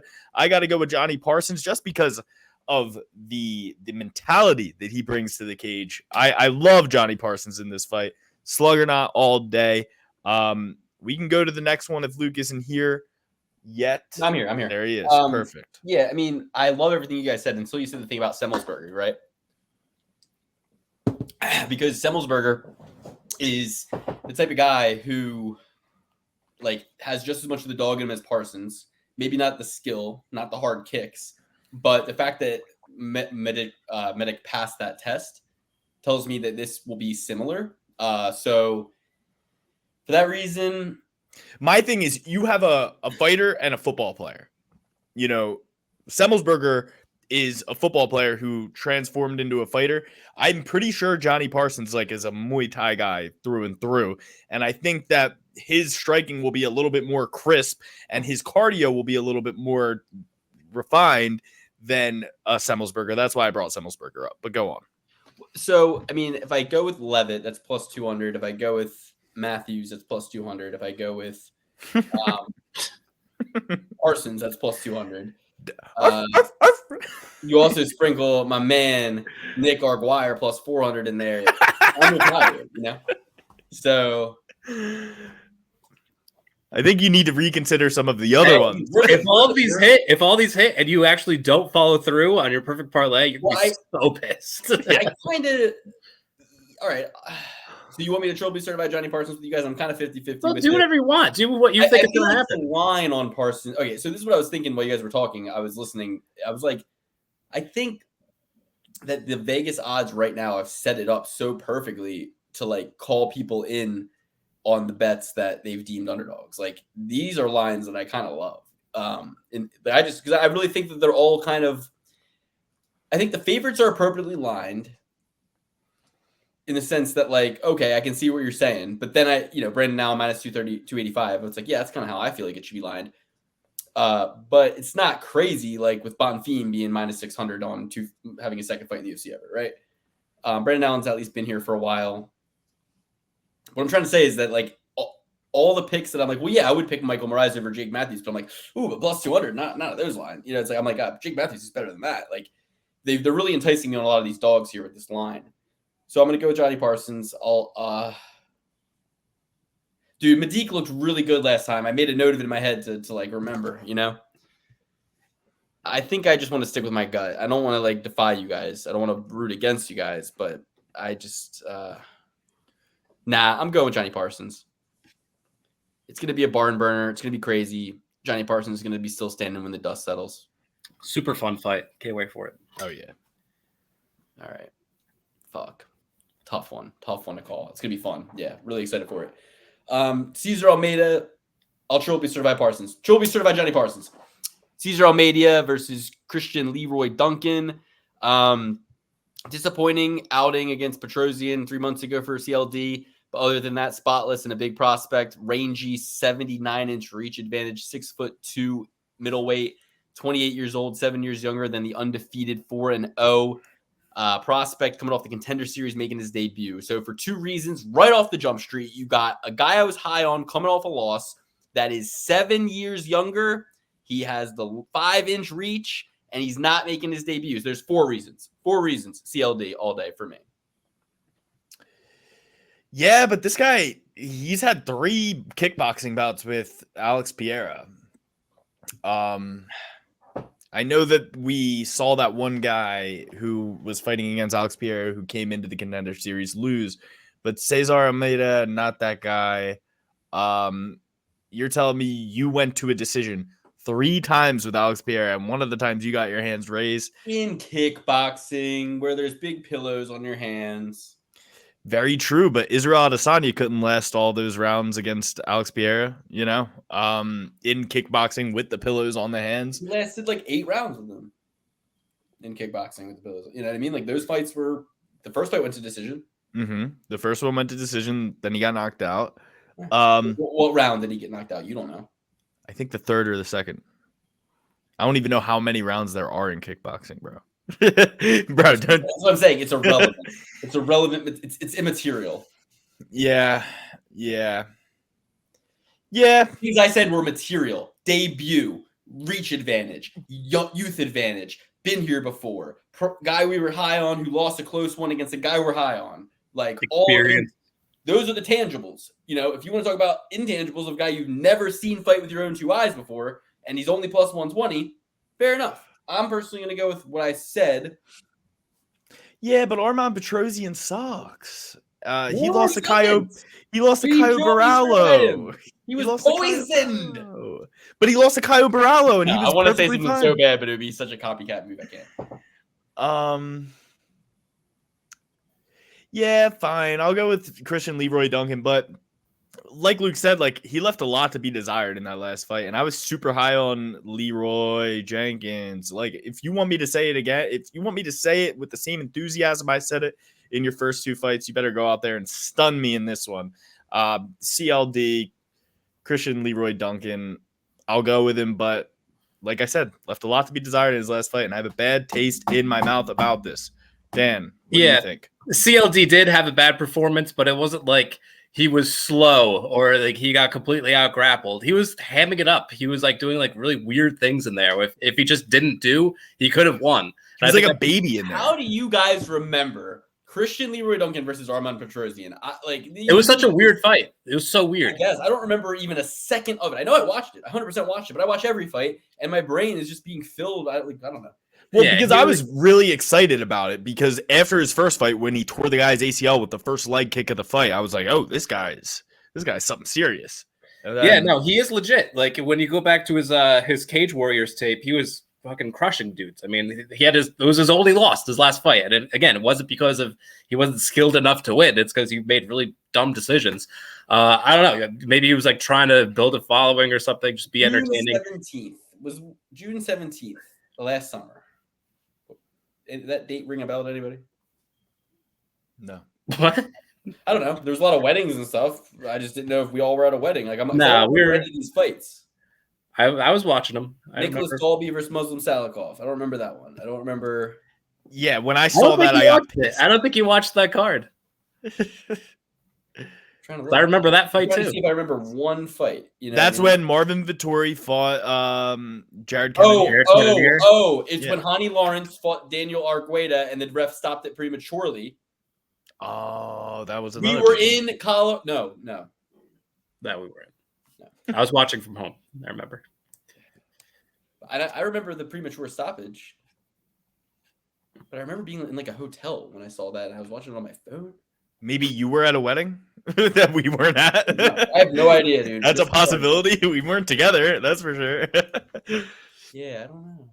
Pat Sabatini triangle. I don't remember. Yeah, I don't know. It's a mystery. Anyway, Lukey CK is losing it, folks. Okay. This is my favorite. This is my favorite segment of the show when Luke is trying to figure out where he was for one of the fights that happened fucking 8 months ago. I usually remember where I was for the fights, but this one it's like a black hole. I'm like, I know that the Luke treats every fight like 9/11. He needs to remember exactly where he was and exactly what he was doing. All right, well, let's move on. Triple C certified CLD, PPP CLD, and at dog odds, or no, we'll pick them. Nicholas Motta versus Trey Ogden, easy peasy. Trey Ogden all day. Why?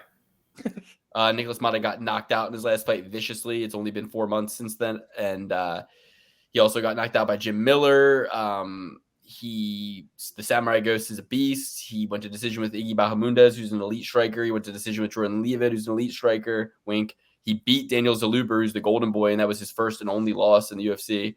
And this is just his recent shit. I'm going with Trey Ogden all day. Samurai Ghost. Ogden was short notice on that Jordan Leavitt fight, by the way. Just let that be known. He would be 1-4 in his last 5 if he got the split decision nod over Jordan on short notice, and that would have been Jordan's second only ever loss. So, and he did really well against Iggy Bahamundez, if I remember correctly. And it's like this is a he got that he's going to have a height and reach advantage over. He's probably going to miss weight again. He missed weight in his last fight, and Motta has. It's like all the things, right? Everything you can say bad about Trey Ogden, you can say about Nicholas Motta, but everything you say bad about Nicholas Motta, you can't say about Trey Ogden. So there you go. It's a math problem. That's why it's so obvious. Some of these are just so obvious because it's like 1 + 1 = 2. 1 + 1 = 2. Yeah. I'm trying to look up the scorecard for that fight. You can go ahead, Dan. Okay. Yeah, I'm not loving this one. +120 on Trey right now. +125 on Trey right now. I thought Nicholas Motta knocked out Joe. He was short notice on that fight too. Both of the fights he lost, he was short notice. Digging up bones, like you want to talk about Joe Selecki and Nicholas Motta, you're digging up bones. All right, you're digging up John Jones bones, and it's like that was ancient history. But we're talking about the same guy, right? That wasn't in the UFC, dude. That was. I gotcha. All right. Did I just make sure I got the same fucking guy, the right guy here? Jeez. Yes, it is that guy. I like Joe Selecki more than you, Luke. I like him more than you. So I have on record that he might have been poisoned. Also, in Brazil, and no, I'm kidding. No, I definitely don't. I'm gonna go with Nicholas Motta. I feel like he's gonna stuff takedowns and box him up. I feel like he's a better striker. Sucky. That was a character. This is my real self. I love Joe. Yeah. No, that's Devil's Advocate Dan. That was when Devil's Advocate Dan was born. I have somebody I know. It's actually making sense. It's been the whole time. Yeah. This fight sucks because I could definitely see Trey Ogden getting takedowns and just cruising to a decision. But I do think Motta is a better striker here. Going with Nicholas Motta. Fuck it. His head is simply too small. He does have a small head. I have actually hot information. Trey Ogden, every UFC fight he's lost, he's come in on short notice. The Jordan Leavitt fight, it was his debut. He comes in on short notice, gets a split decision. The Ignacio Bahamundez fight, he had Manuel Torres pull out a month before, and then he filled in for Nicholas Motta, in fact, when Nicholas Motta was supposed to get knocked out by Ignacio Bahamundez. Could you imagine that little short, stocky pipsqueak fighting Ignacio Bahamundez? Nicholas Motta is like 5'4", dude, and he is a tiny little pea head. Nicholas Motta is going to get smoked. I know that a lot of people are clamoring for Joe Selecki to get that rematch and avenge that loss, but Nicholas Motta, he's here today, gone tomorrow. He's not going to be in the UFC for too much longer. Trey Ogden's going to handle him, and Joe will ride off into the sunset with a UFC championship one day. Who's angling for that fight? He's got Jakar Close coming up. That would be such a step back. I know, but in the ideal circumstance of avenging a loss, you want the guy to do really well to catch you, and then you're like, all right, my turn to beat your ass. You know what I mean? Sure. Like a Leon Edwards versus Kamaru Usman. Kamaru Usman beats Leon Edwards. Leon Edwards works his way back up, and then all of a sudden, whoops his ass twice. Sure. But Trey Ogden, it is. Yeah, you were really advocating for Trey. I put your thing as Trey Ogden's manager because, to point out that every one of his losses is a short notice fight is key information. Motta's 5'9", by the way. So we almost so tall to you. I did not say that. I just wanted to correct it for the record. I didn't want people thinking that. I didn't want them to be like, he's 5'9". All right. So a few more fights to break down for everybody on the prelims. We got Lucille Pudilova taking on Aline Perez. Aline Perez going by the nickname Nurmagomedov. She is spending time. No way. That is a bold move, Cotton. Yeah, I mean, it's bold. It's fucking bold. She should have just called herself Aline Nurmagomedov, formally changed her last name. Go down there, see how you like being Khabib's wife. or one of her shaking the booty on that stage. I know how those boys think about that. All right, I'll let you shake the booty over there with representing that name, Nurmagomedov. But the one-eyed freak will come and beat you up in a mall. Yeah, the pirate will come and get you. All right, so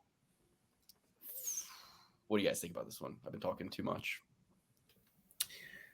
I like Aileen Perez here. Just she gets after it. She throws a lot of strikes up there. Pudilova pressing up against her Tapology screen, sniffing that picture though. Say what? Perverts, dude. I'm not even on her Tapology page, but I'm going now. I'll tell you what. Hey, drink. Hey, Luke. I feel don't say what it is. Don't say what it is. Don't say what it is. Let them. Okay. All right. Let them be like, I gotta see what this is, and then they'll find out where they stand. And if you go and look, you're a pervert. So there you go. That's where you stand. Don't even look. It's haram.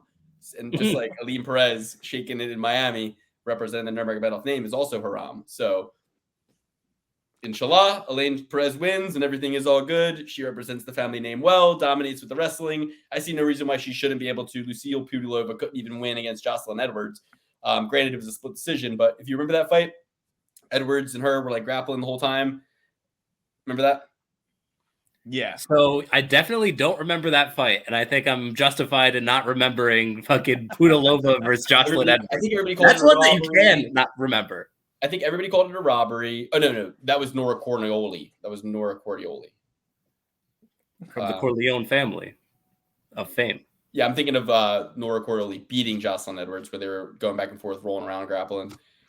It was messy. But Aileen Perez, messy? And she's from Argentina? Are you kidding me?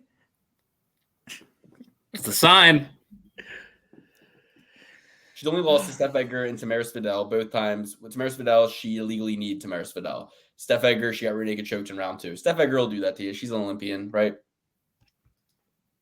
In judo. Well, they know chokes and shit too. She certainly knows how to get your ass to the ground and take your back. So yeah, I like that she rebounded against Estevam Smith. That's important, but this fight is messy. It's silly. It's crazy. Let's not waste too much time talking about it. She's out of Dublin, Ireland. Is she training with SBG Ireland? Yeah, John Kavanagh. John Kavanagh is the fastest way to ruin your career in this sport is to train under John Kavanagh. Lightning does not strike in a bottle twice. The team over there, think about what they did to poor Johnny Edwards. Johnny, what's his name? Johnny Walker. Johnny Walker is like, his career is completely sidelined right now. Can you guys go on Aileen Perez's Tabology page, all perversion aside, and look at the goat shed, the gym, the goat shed. Asim Zayadi, his name at the goat shed is Sensi Big Daddy Splash. Sensi Big Daddy Splash. Sounds like a rap name. I'm just gonna show the audience real quick, but continue. Yeah, I mean, she's fighting out of the better gym for sure. Like you're saying, SBG Ireland. You see where that got Johnny Walker. He failed his fight due to he lost the fight TKO to geography question. In Ireland, they don't know anything. They don't know a single thing. Do you see that, Dan? If you look like that, you can call yourself that. I don't care. Hell yeah. I'm fine with it. But just, to note, Francisco Prado is good. Jillian the Savage Robertson, Dean Thomas loves her. Hector Lombard. what we have here is she's training with just a lot of American top team people. And she's training with, I think, Colby Covington, too. She spends time down there with those guys at MMA Masters, I think. So. Yeah, I like that. I like that she's got Dean Thomas around, I guess. If Jillian Robertson is there, Dean Thomas is there. All right. I don't want to go into any deeper on that, but I'm going to go with Aileen Nurmagomedov Perez. They don't allow you to have hyphens over there. I'm just letting you know, Perez. Like, you got to get rid of the Perez completely. If she stays in Miami, I don't think they'll come there to get her. She'll be safe, but. Brother, send location. He's like, he goes, I know go there. Brother, no. You do not go there. Okay, so Dan, you're going with her too, Perez? Yes, I am. All right, fantastic. All right. I dropped my screen. Can somebody go ahead and Mick Parkin versus Kai Machado. Did you know Mick is Kyle Parkin's son? I don't know who Kyle Parkin is. I don't know either. It was just a Parkinson's joke. I don't get it. Oh, Parkinson. Yeah. Quick math right there. All right, we're cutting that, right? I mean, geez. Why? I used to say that Frank. I don't know. I mean, I'm not going to say it again, but it was more of a pun, Dan. I don't really know that it was like at the expense of anything. Oh, boys. All right, Caio Machado versus Mick Parkin. Mick Parkin, not very high on him. He went to a decision with Jamal Pogus in his last bout. Jamal Pogus, is he the guy? Yeah, the Stormtrooper. 90% of Tapology favoring Parkin so far, but probably not a lot of people have voted too. I voted. I registered. I don't know. Did you vote for Parkin? These Tapology leagues could get total predictions, 451. They do tell you, okay. Caio Bigfoot Machado to me seems like the hot new toy to kind of get your money on here in this situation. We know what to expect out of Mick Parkin. If they're putting him in off the Contender Series, it's for a reason. I think Parkin, he came off the Contender Series 2 a year ago, and then gets in there with Pogus a month ago. So it's like the calibration has been done. If you want to kind of bet on the unknown and kind of go with, with the hot new guy. I mean, I'm not going to bet on Parkin because I saw what he can do and I'm not impressed. The other guy, I haven't really seen him, all that much. So I don't know what he can do against UFC caliber opponents. And McParkin's not really a UFC caliber opponent. If these guys fought in the Contender Series, who would you pick? I'd probably pick Bigfoot. So I'm going with Bigfoot. Yeah, I'm going with Bigfoot as well for not really any reason. Mick Parkin is a minus 345 favorite. Caio Machado is a plus 275 underdog. Machado's a dog? Plus 275 to Parkin's minus 345. That's my thing. It's like, I'm not betting. That's insane. Dude, what in the hell? Like, you're from Brazil, but you're fighting out of Canada? Like, did you get the memo? Did you get the memo that all the good fighters come from Brazil and all the bad fighters come out of Canada? Jesus. He's the number one heavyweight out of Western Canada. Wow. How many are there? 10? Tanner Bozer's out of Alberta. That's stinks. All right, well, he's I don't know. I think he's more worldwide rankings because he plays in the UFC now. But yeah, Jonathan Pearce. Dan, who are you picking? I'm going with Mick Parkin, and with conviction. I did like what I saw in his last fight. I believe that was his UFC debut. Caio Machado, 2 of his last 3 wins are coming by armbar. So suffice it to say, it's not exactly good competition. He's armbarring dudes in the heavyweight division. Like, obviously, he's not coming from a good cut of cloth here. We're going with Mick Parkin. He did look good. He was sticking and moving. He was jabbing. He was doing things that are pretty unorthodox for the heavyweight division in the UFC. He looked like an athlete out there, unlike Tyson Fury, his fellow countrymen. So we're going with Mick Parkin. Minus 345, be damned. It's a good pick.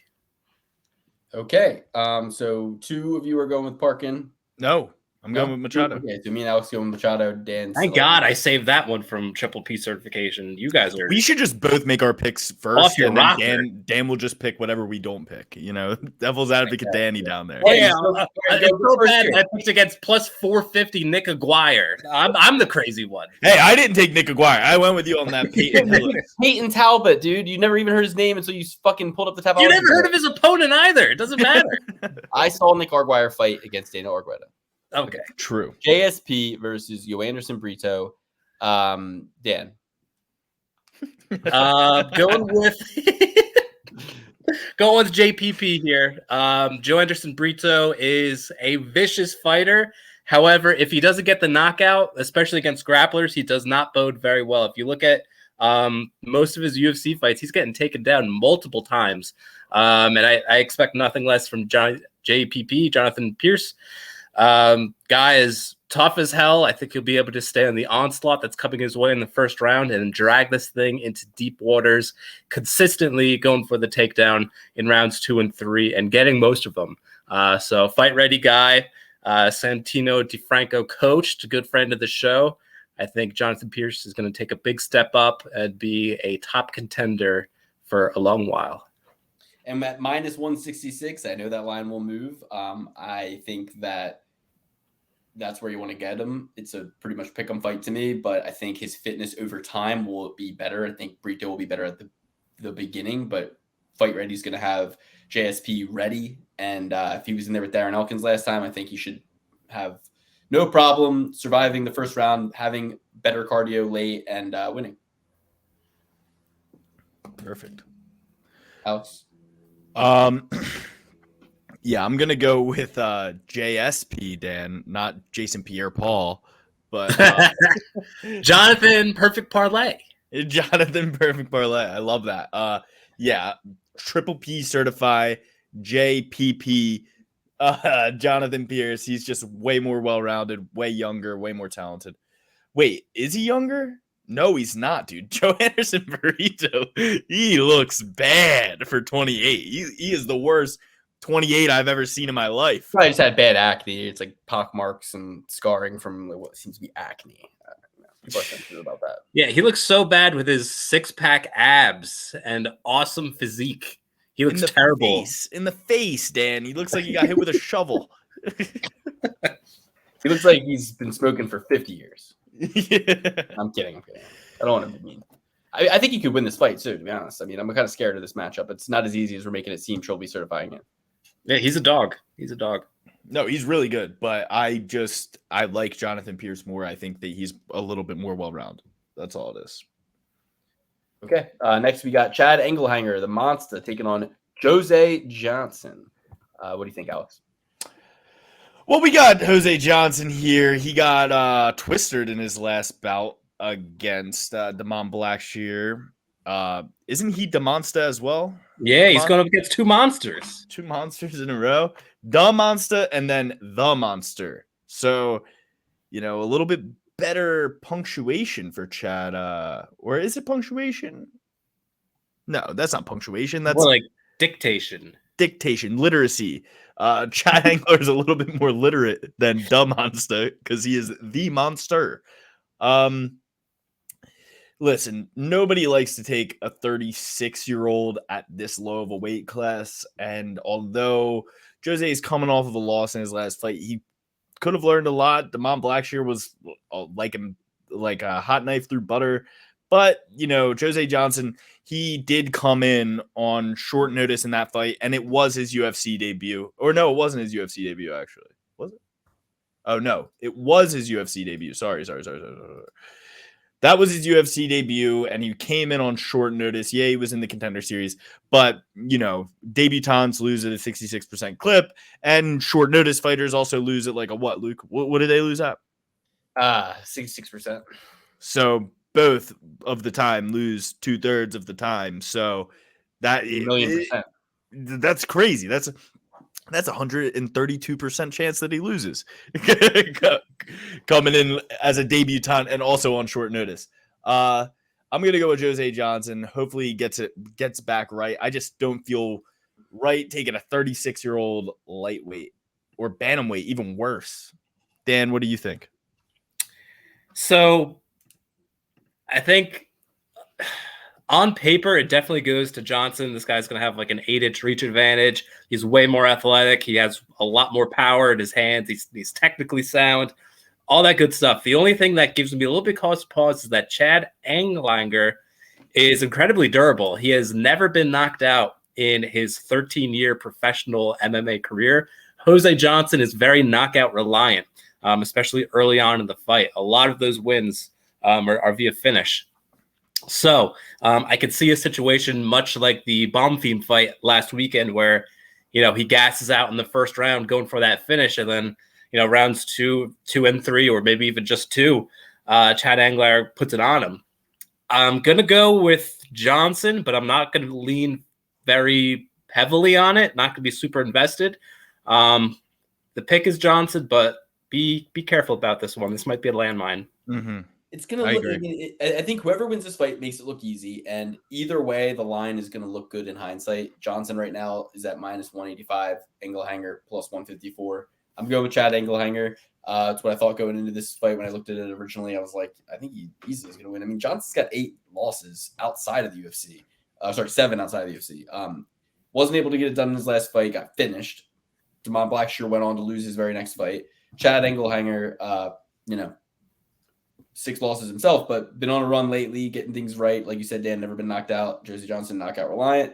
I'm going to take Chad Anheliiger on the dog side. And then, like you said, Josie Johnson by knockout looks probably pretty good on prop bet to hedge out possibly. But early in the night, third fight of the night, I'm not going to really worry about it. Chad Anheliiger for me.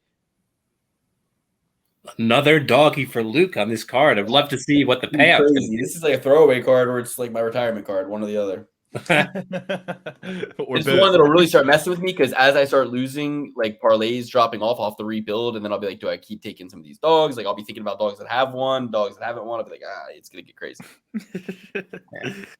Perfect. And Anheliiger. That's the way to pronounce the name. Anheliiger, not Anheliiger.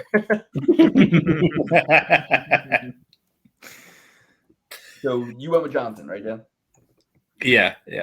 As did I. And you did too, Alex. Okay. Yeah. Charles Johnson taking on Rafael Estevam. Rafael Estevam, he's undefeated 11-0, and of the 2 undefeated fighters on this card, I kind of like his shots better against Johnson's than I do Matthews against Moraes, right? Because Johnson has lost 2 in a row. One to Ode Osborne, split decision. Ode has not been able to get it together himself, so losing to him is not great. Then he got beat by Cody Durden by decision as well. The fight with Jimmy Flick's going to always be called into question because Jimmy Flick came out of retirement and, who knows what he was doing in the interim between his retirement and then. Split decision win against Zhalgas Zhumagulov. Okay, no data there. Zhalgas goes to a split decision with every single person he fights. And then he had and most people thought he lost. So the biggest fight of Johnson's career is the loss against Makayev. But as we've seen, Makayev keeps fights close. He lost 2 rounds against Tim Elliott. So I'm liking the 5 years younger, undefeated Brazilian coming in here at a Nova União flyweight matchup. I know Johnson has to win, but the UFC has a pretty good way of turning up the heat on you when they want to get new blood in and guys who have 5 losses out. So I think energy is on his way out, and Rafael Estevam is going to win. Yeah, I'm pretty big on Estevam. I was able to get some good tape study in on him. He has a gas tank for days. He is incredibly relentless with his takedowns. He's a jiu-jitsu guy, but he goes for he has some solid wrestling and then goes for ground and pound a lot. And if a submission's there, he'll take it. But he's looking to bludgeon you, and he's got the gas tank to do it. Charles Johnson, in all of his UFC fights, he's getting taken down a lot. So, Makayev is 12. We can give that a pass, but he's getting taken down by Zhalgas and, all the rest of them, even Jimmy Flick. So I like Estevam here. He's a plus 100 dog. UFC debut, so that gives a little bit cause for pause, but this is a bad matchup for Johnson. And I like what I'm seeing from Estevam. He's in the UFC for a reason. So give me the plus 100 dog. Yeah, I'm going to take Estevam as well. I've been way too high on Charles Johnson. He has a wrestling tattoo on him, and he gets taken down in every fight multiple times. He's not very good. At first, I was going to say this is going to be a get-right fight for him. I mean, Cody Durden, very underrated. Ode Osborne, I mean, if you don't knock Ode Osborne out, you're going to have a rough night. Ode Osborne is very, very, very, very, very, very chinny, and that is the path to victory. You clip him once, you either submit him, you finish him with the strikes. Muhammad Makayev, he had a great fight against Muhammad Makayev, but as Luke said, Muhammad Makayev, he's a jobber, he's a dog. He will let you win 2 rounds and then just finish you in the third. But he fought Pablo Sanchez, and that's backyard baseball's number 1 player. If you've ever played backyard any sport, Pablo Sanchez is the best player in the entire game. But that's not enough for me to go with the energy until they come out with backyard MMA and Pablo Sanchez makes his valiant return. I'm going to go with Estevam, Julio Rodrigo Valdeiro Gonzalez. All right, beautiful. And at plus 100 odds, that is a very strike-worthy bet as a Triple B certified pick. Lucas Alexander, Jekka Saragi, first fight of the night, opening up the main card. I have another very interesting opinion about this one. We saw Jekka Saragi get knocked out by Anheliiger in his last fight 7 months ago. That was his debut. He was on the road to the UFC, kind of reality show thing. That was the finale of the reality show. He lost by knockout. Hasn't even taken a full year off of training, let alone fighting. Bad move for the 28-year-old in this case. I love Lucas the Lion Alexander here. You know, we got choked out by Anderson Brito in his first UFC fight. I bet if we look into that, that was a late notice replacement fight. Then he beat Steven Peterson 7 months ago while this guy was getting knocked out. So I like the guy with the reach advantage, the height advantage, the guy that's not coming off the knockout, caught from a better cloth down there in Brazil. This guy's from Indonesia. There's simply no gyms. Where is he training? Who knows? Yeah, it's Lucas the Lion Alexander. And if you take a look at the odds right now, he is going to be ooh. What? I thought this was not that. All right. Yeah, he's minus 298. I was hoping it was another like plus 100, not minus 150 type situation. But I still think he's going to win. So listen, you got enough dogs on your plate there, Luke. You could afford to take one minus 250 favorite or whatever it is. Yeah, I agree with you here. Lucas Alexander is definitely the play. It's going to be a really awesome fight. I tape studied both these guys. They're high action Muay Thai guys. Throw a lot of leg kicks. They're both, fairly explosive. They know what they're doing in there. They very much so shy away from the ground game. Both these guys, I should say, they've struggled against the grappling, but luckily for each of them, that's not going to be at play in this fight. Alexander, I do believe, is a little bit cleaner, a little bit crisper. I watched his fight against Jacob Kilburn in the Anthony Pettis promotion, and he broke his arm via a kick. It was very impressive. I think he brings more power, and again, just a little bit more technically sound than Jacob, although I feel like in the future he'll be a good UFC fighter. He'll put on some entertaining fights for the fans, but Alexander, he just got it a little bit more. Will Alex shortly certify Alexander? Excuse me.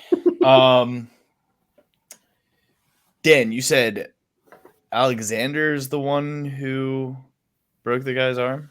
Yeah. Ooh la la. I like that.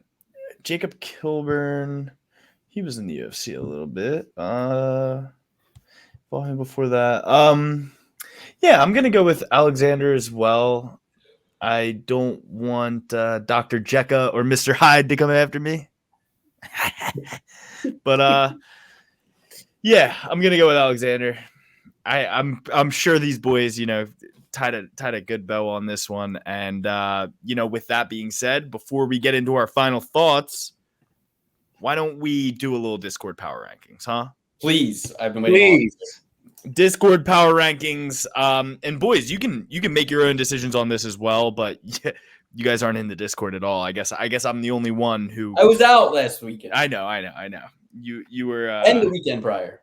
Yes, very true. Very true. Very true. The weekend prior, there was no UFC, but one before that, I was at a wedding. So Luke has been AFK for the last 3 weeks. But I'll be back, guys. I'll be back. Luke will be back. Number one, coming in, active participant throughout the entire fight card. At times, it felt like it was only me and him in there. Devin, you won the number one Discord power rankings of the week.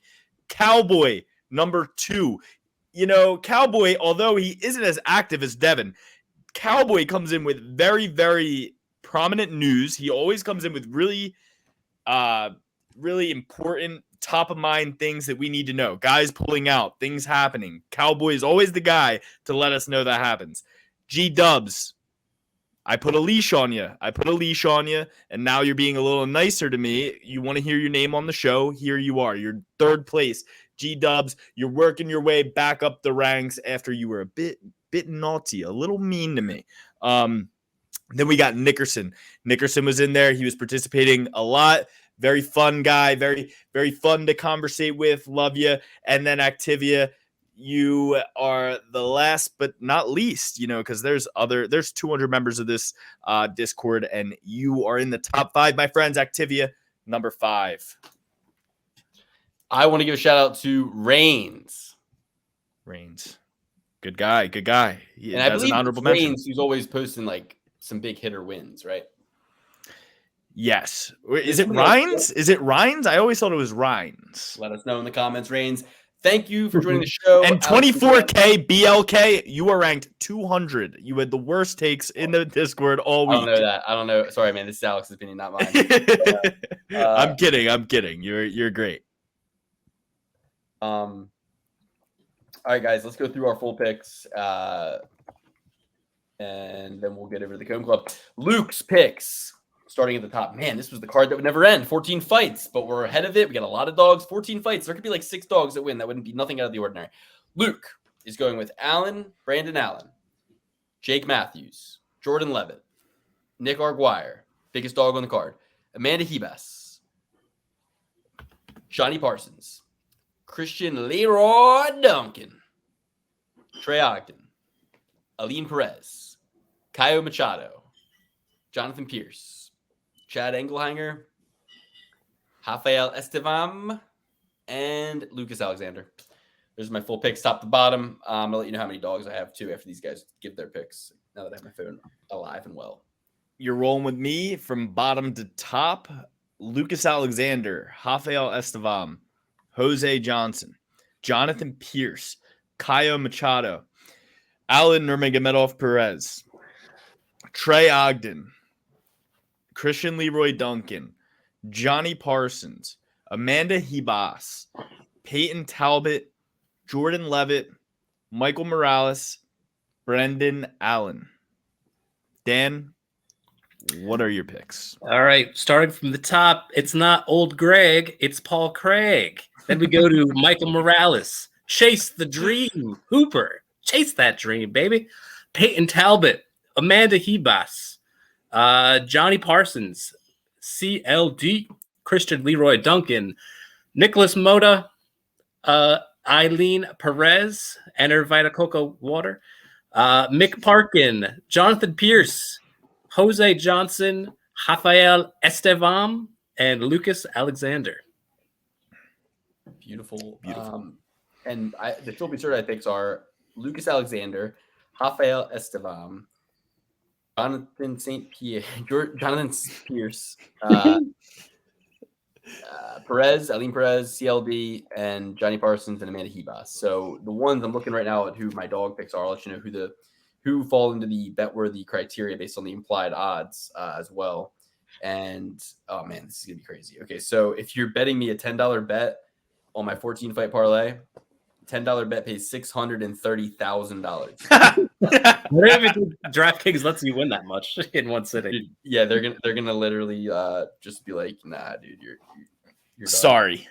I'll cash out like for $50,000 at some point if that's even available, but it won't be because, well, I don't know. My last couple picks are dogs, but anyway, so here are my dog picks. Jake Matthews plus 210, Jordan Leavitt plus 200, Johnny Parsons plus 200, Trey Ogden plus 120, Chad Anheliiger plus 154, Rafael Estevam plus 100, Nick Aguirre plus 400, Caio Machado plus 275. So 1, 2, 3, 4, 5, 6, 7, 8 dogs out of 14 fights. Hold on. 6 favorites, 8 dogs. But of the 8 dogs, one's a plus 120 and one's a plus 100. So that brings us down to 6 dogs. One's a plus 154, 7, or 5. And then of the 5 dogs I have, Caio Machado is plus 275, plus 400 Nick Aguirre, plus 200 Johnny Parsons, plus 200 Jordan Leavitt, and plus 210 Jake Matthews. So yeah, the 4-to-1's huge, but it's all 2-to-1s and 1-to-1s. It's nothing crazy. So I'll mix and match this. I'll do a couple 10-fight parlays with a bunch of dogs sprinkled in there. But my favorite pick is fucking Rafael Estevam plus 100. I think that's a great pick. And that falls into the bettable category of Cholby certified picks. Alexander, unfortunately, doesn't. JSP does. It's about a break-even pick, slight profit. Aline Perez does, but it's a lady fight, so no. CLD does, plus minus 142 on DraftKings. Johnny Parsons, huge dog, definitely does. And it's a lady fight, so she doesn't. But Amanda Ribas, 3-to-1, definitely doesn't. So, yeah, we'll make notes of that too. Thanks for joining the show, everybody. Make sure you get in that Comb Club. And I wish I could talk for 30 more seconds, so we end on 209 as a shout out to Nate Diaz. Hey, I'm not surprised, motherfuckers. But we don't got the time. We got to get to the Comb Club. So thank you all for being here. Thank you all for joining. Alex, Dan, any parting words? Any final words for the audience, the Patreon audience, YouTube audience. Anybody? Love you. Join the Discord. If you want to be a part of the power rankings, join the Discord. Be active. And then always join the Comb Club, patreon.com/perfectparlaypursuit. Dan. And the